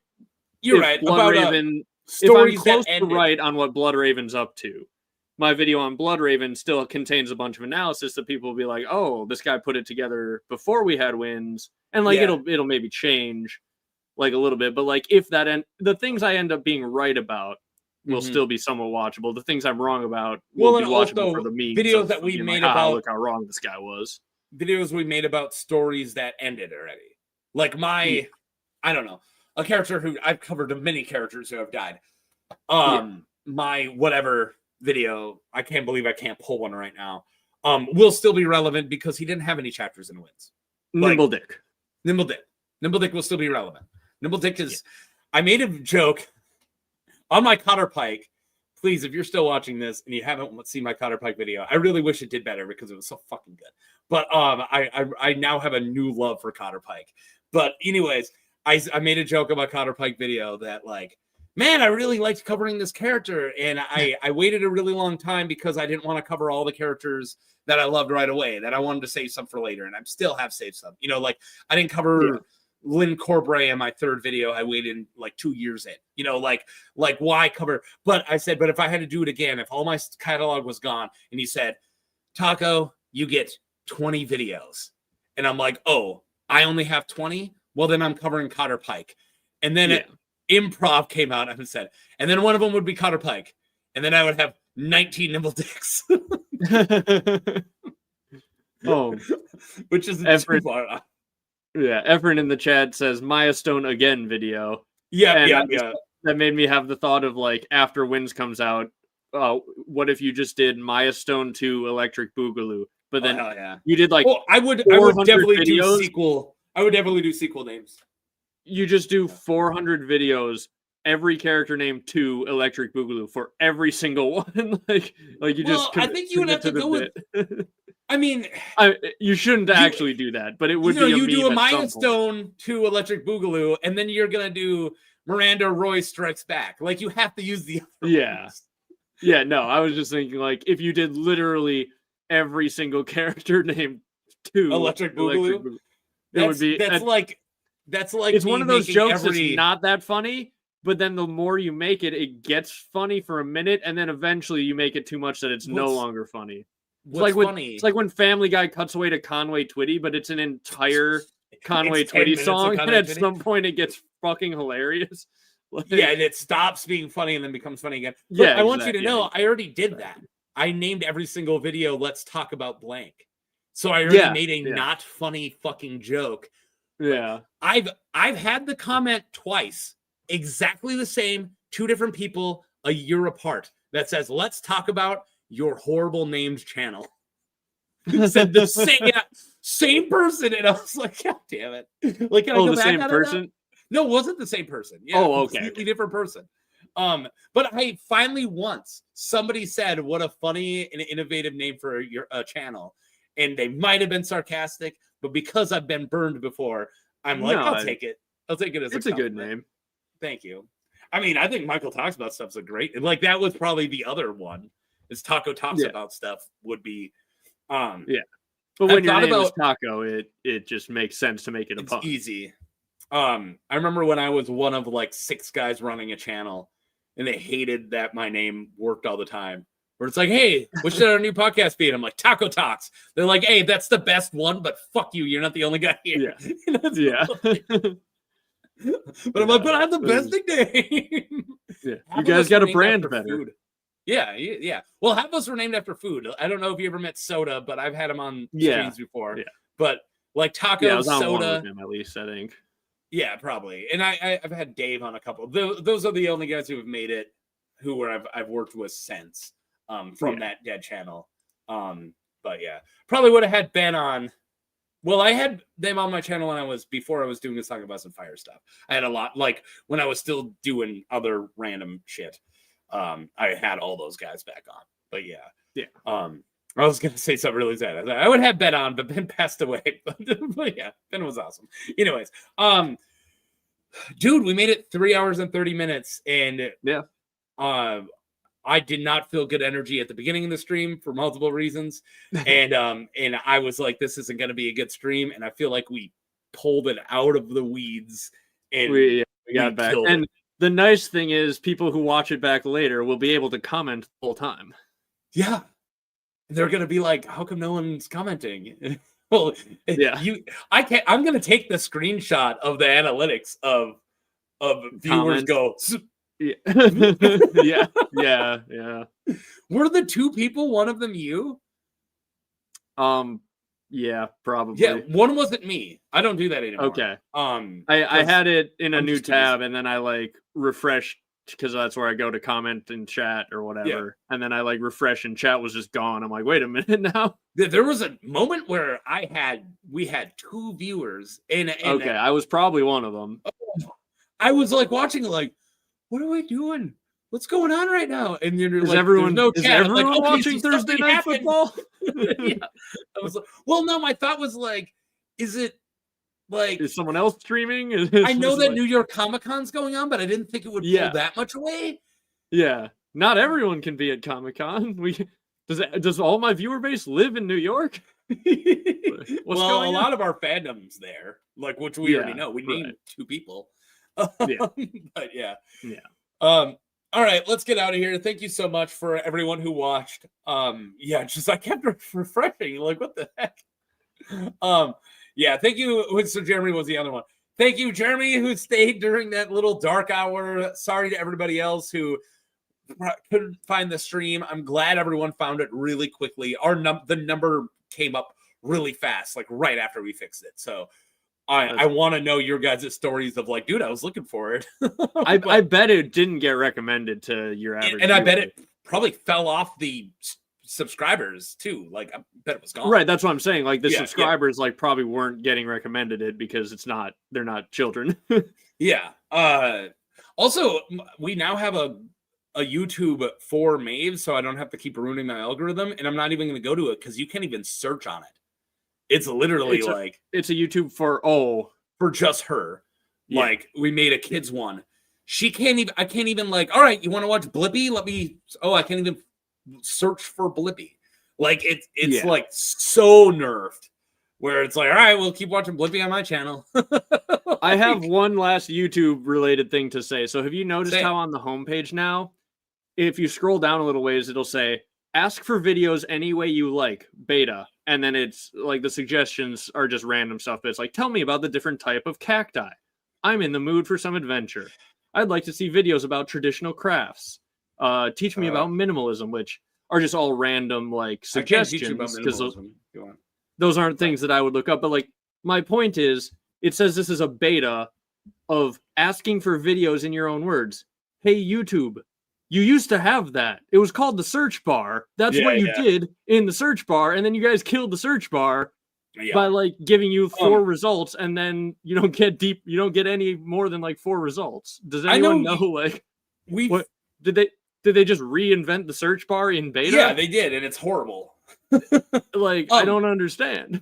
I haven't used the new one where you ask for stuff in your own words. I don't know what happens. But if it's like the old search bar, I know how to search. Yeah. I got a YouTube question for you.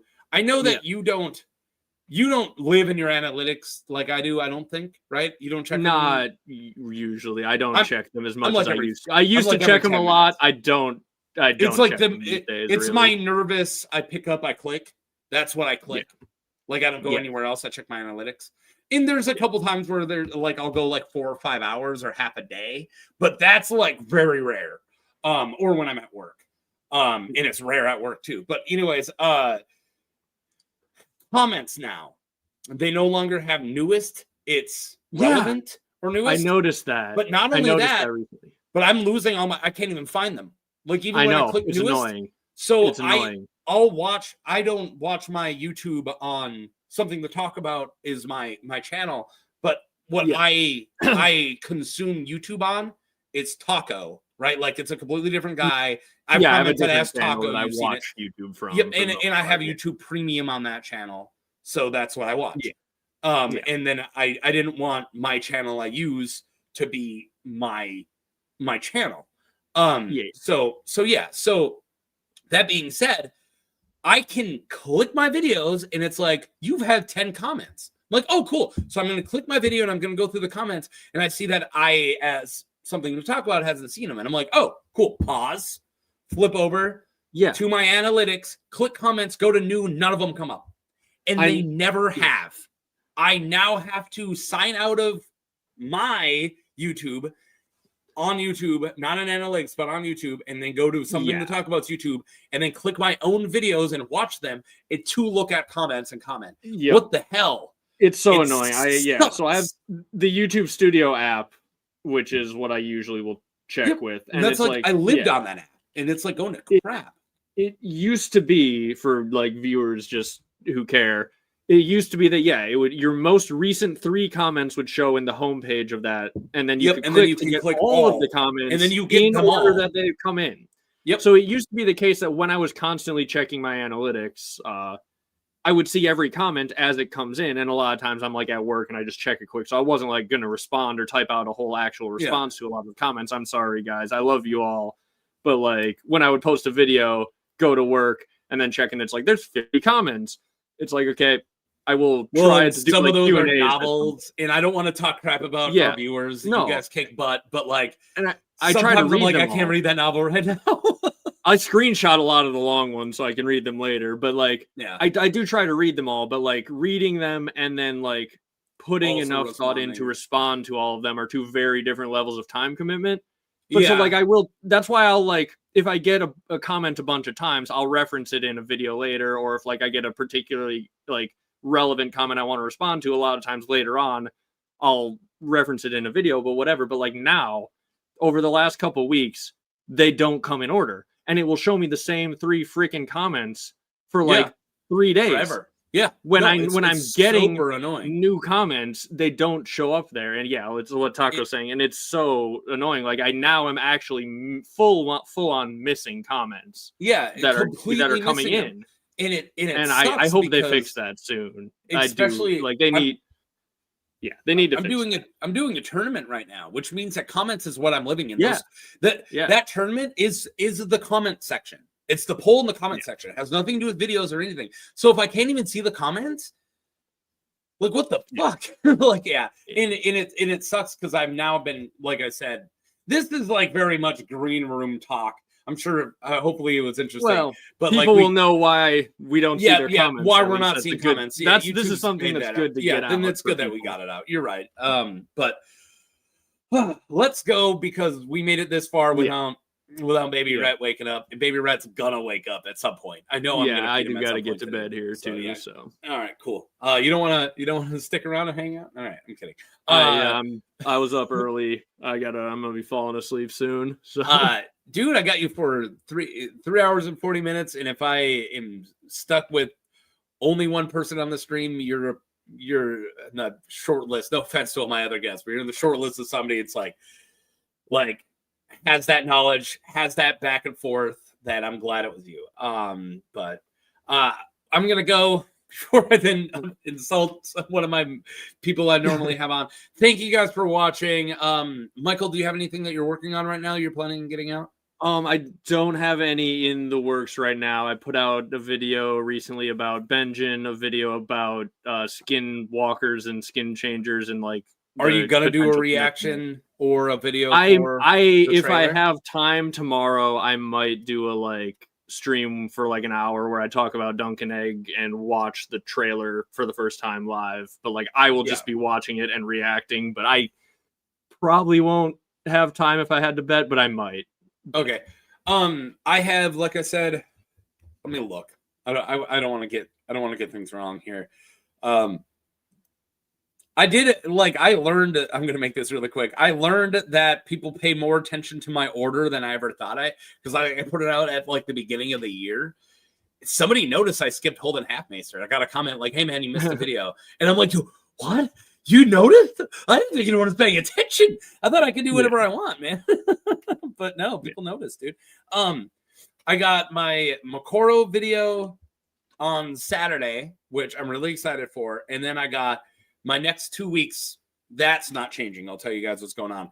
My Tuesday video will be my Poliver. Let's talk about the difference, which ended up being way more interesting than I thought. And it's actually one of probably the only times I did a Let's Talk About the Difference where I think the show version was better. Was my Poliver.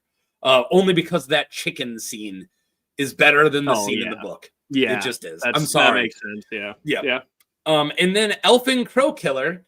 And that, after my hour-long Makoro video and all these really long videos I've been doing, I've been killed, Maekar Targaryen, all these like really long, draining, oh my god videos. Elfin Crow Killer had like 3 mentions in the entire book. Nice. It was good. Nice and easy. It's like 12 minutes, man. I loved it. And then the last week I filmed was my Hornhill video. I'm trying to convince 2 people to make a video about that. And then Creighton Longborough. And I love Creighton. That was another thank you for letting me cover Creighton. And and then that next week will be my Halloween week, which I dropped earlier. Dreadfort's going to be in there, but I haven't wrote the other ones yet, so I don't want to say it. But yeah. And I will once again plug my other channel, Cowboy Town, where I made a bunch of stupid country songs that for some reason, even though I have way more subscribers on my main channel, it feels better to my ego when I get a subscriber on my dumbass channel that's really stupid than it does when I'm killing it so much analysis and shit that my shitty channel got one. That's right. Well, that's the thing. Gaining like one subscriber with my dumb comedy shit. Dude, what feels you were better saying to me earlier, than gaining like 10 trying to do book analysis. What you were saying earlier about like, hey, you finally have a channel that surpassed your old ones. If I got 10 views on my old ones, I was proud. I had the first time I hit over 100 views on something, I was like, it was like, holy shit. Like literally the worst I do is miles better than my worst channel. my old channel did have like a quarter of its view. It had like several hundred more videos than this channel to get to that number of views, and also like a quarter of those views came from one video. But I got spoiled with my start to YouTube. I started in August of a year. It was like I think 2011, like August, and my first and to this day only video to reach 1 million views was published in November of so like 3 months later, whatever, 4 months after I started. I had one video on my old movie review channel that broke into like the thousands, and it's still like, it's still probably one of my highest, but it didn't pull anything. The first channel I ever had that broke 100 subs was this channel, and that includes the old one that I had with a bunch of friends. Like, I am doing miles better, and I'm not doing super good, but I was doing miles better than this is the most success I've had, and I would still consider myself an extremely small channel. But I still have friends who are in that it might get less than 10 view hell, and they've been there for years, and I was there for years, and it sucks. And keep fighting. I'm not saying I'm killing it, but it's so much better than where it was, like 40 subscribers, And it's funny, like I ran into a guy, just like we were out at bars, we ran into him, who used to like, occasionally like we would play Minecraft together and stuff. So he knew about my channel, and like he knew that I was decently successful at Minecraft YouTube in high school. And he was like, and because I don't tell people about my channel now, really. Yeah. And he was like, man, do you ever think that like if you would have just kept at the Minecraft stuff, like you could just be like a pro YouTuber right now? I'm like, Yeah, it'd be pretty crazy. I don't know. But I Like, would it'd be doing Minecraft shit. Yeah. I'd have to play. That was the problem. Like when I was Yeah. not in high school anymore, I'm like, I don't want to be playing Minecraft every day to make content. Like that's not what I want to do. I in have my a life. friend, and I'm not talking trash. I love this guy. He helped me out a lot, and I will never say he didn't. He used to make thumbnails for me. He gave me a lot of advice, and he has hundreds of thousands of subscribers. But a lot of the advice he gave me was how to get more subscribers. And that's not what I'm in here for. Like, I don't worry. I watch my analytics. I want my channel to grow, but I'm doing it my way, the way I want to. I would rather be a small channel that makes stuff exactly how I want to than a big channel that's like doing trailer reactions or, you know, like I would literally, and I don't want to name it straight out, but think about the most clickbait A Song of Ice and Fire creator. I would rather have my channel than that one. Yeah, I would. Oh yes. Like, and it's just, and that's how it is. Like, how come you don't have like teaser when it's not a teaser trailer? How come you're not covering every trailer? How come you're not covering all this? How come you're not like, what's the real Tywin like? Like, I will never word it that way, and I'm sorry. And I know that it will. I'll do the bigger. clickbait wording as long as I can justify it with the video. Like, well, and also like that's cool. And you know, like like I said, I'm not talking crap about him, but he got that really big channel doing what, and he's satisfied with it. And I'm really not talking. I'm not trying to talk crap, but like, I don't know if we're even thinking of the same person. But no. Now I'm talking about my friend. Okay. But like, I wasn't gonna do reactions to every Disney or Pixar movie. That's not my life. Yeah. Like, I'm not gonna suck the teat of Disney. You know, like, it's just not me. And if that's what gets you money, and his wife doesn't have to work anymore, cool. Like, they're making a lot of money off YouTube. I'm really proud of you. But I just I can't live that way. Like, I don't know, man. Let's get out of here. Yeah.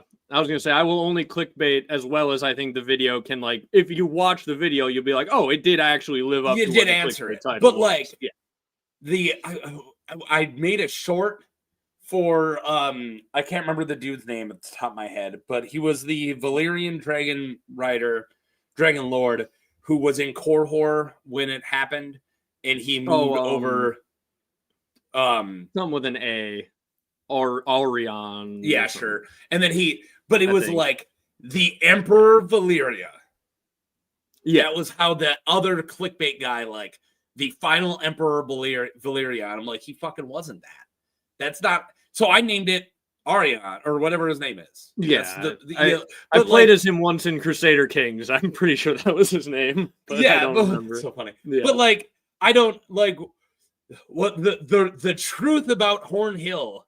No, I'm just gonna call it Horn Hill. You know, like, I don't know. I just hate that. Yeah. But yeah. Movie trivia is what the masses wants. I think they use more trivia. Yeah, or more trivia. Oh well, you get trivia. Like, don't worry. The only reason you're not now is I have a tournament, and if you think that people don't want the tournament, then you are not paying attention. People love my tournaments. So I have to split the year between the trivia and the tourneys, and I equally like doing both. So yeah. All right, let's get out of here. Go check out Michael Talks About Stuff on his channel. And do you got anything else you want to say? No, I think we've been Midwesting goodbye for 30 minutes. See you guys. Bye, everybody.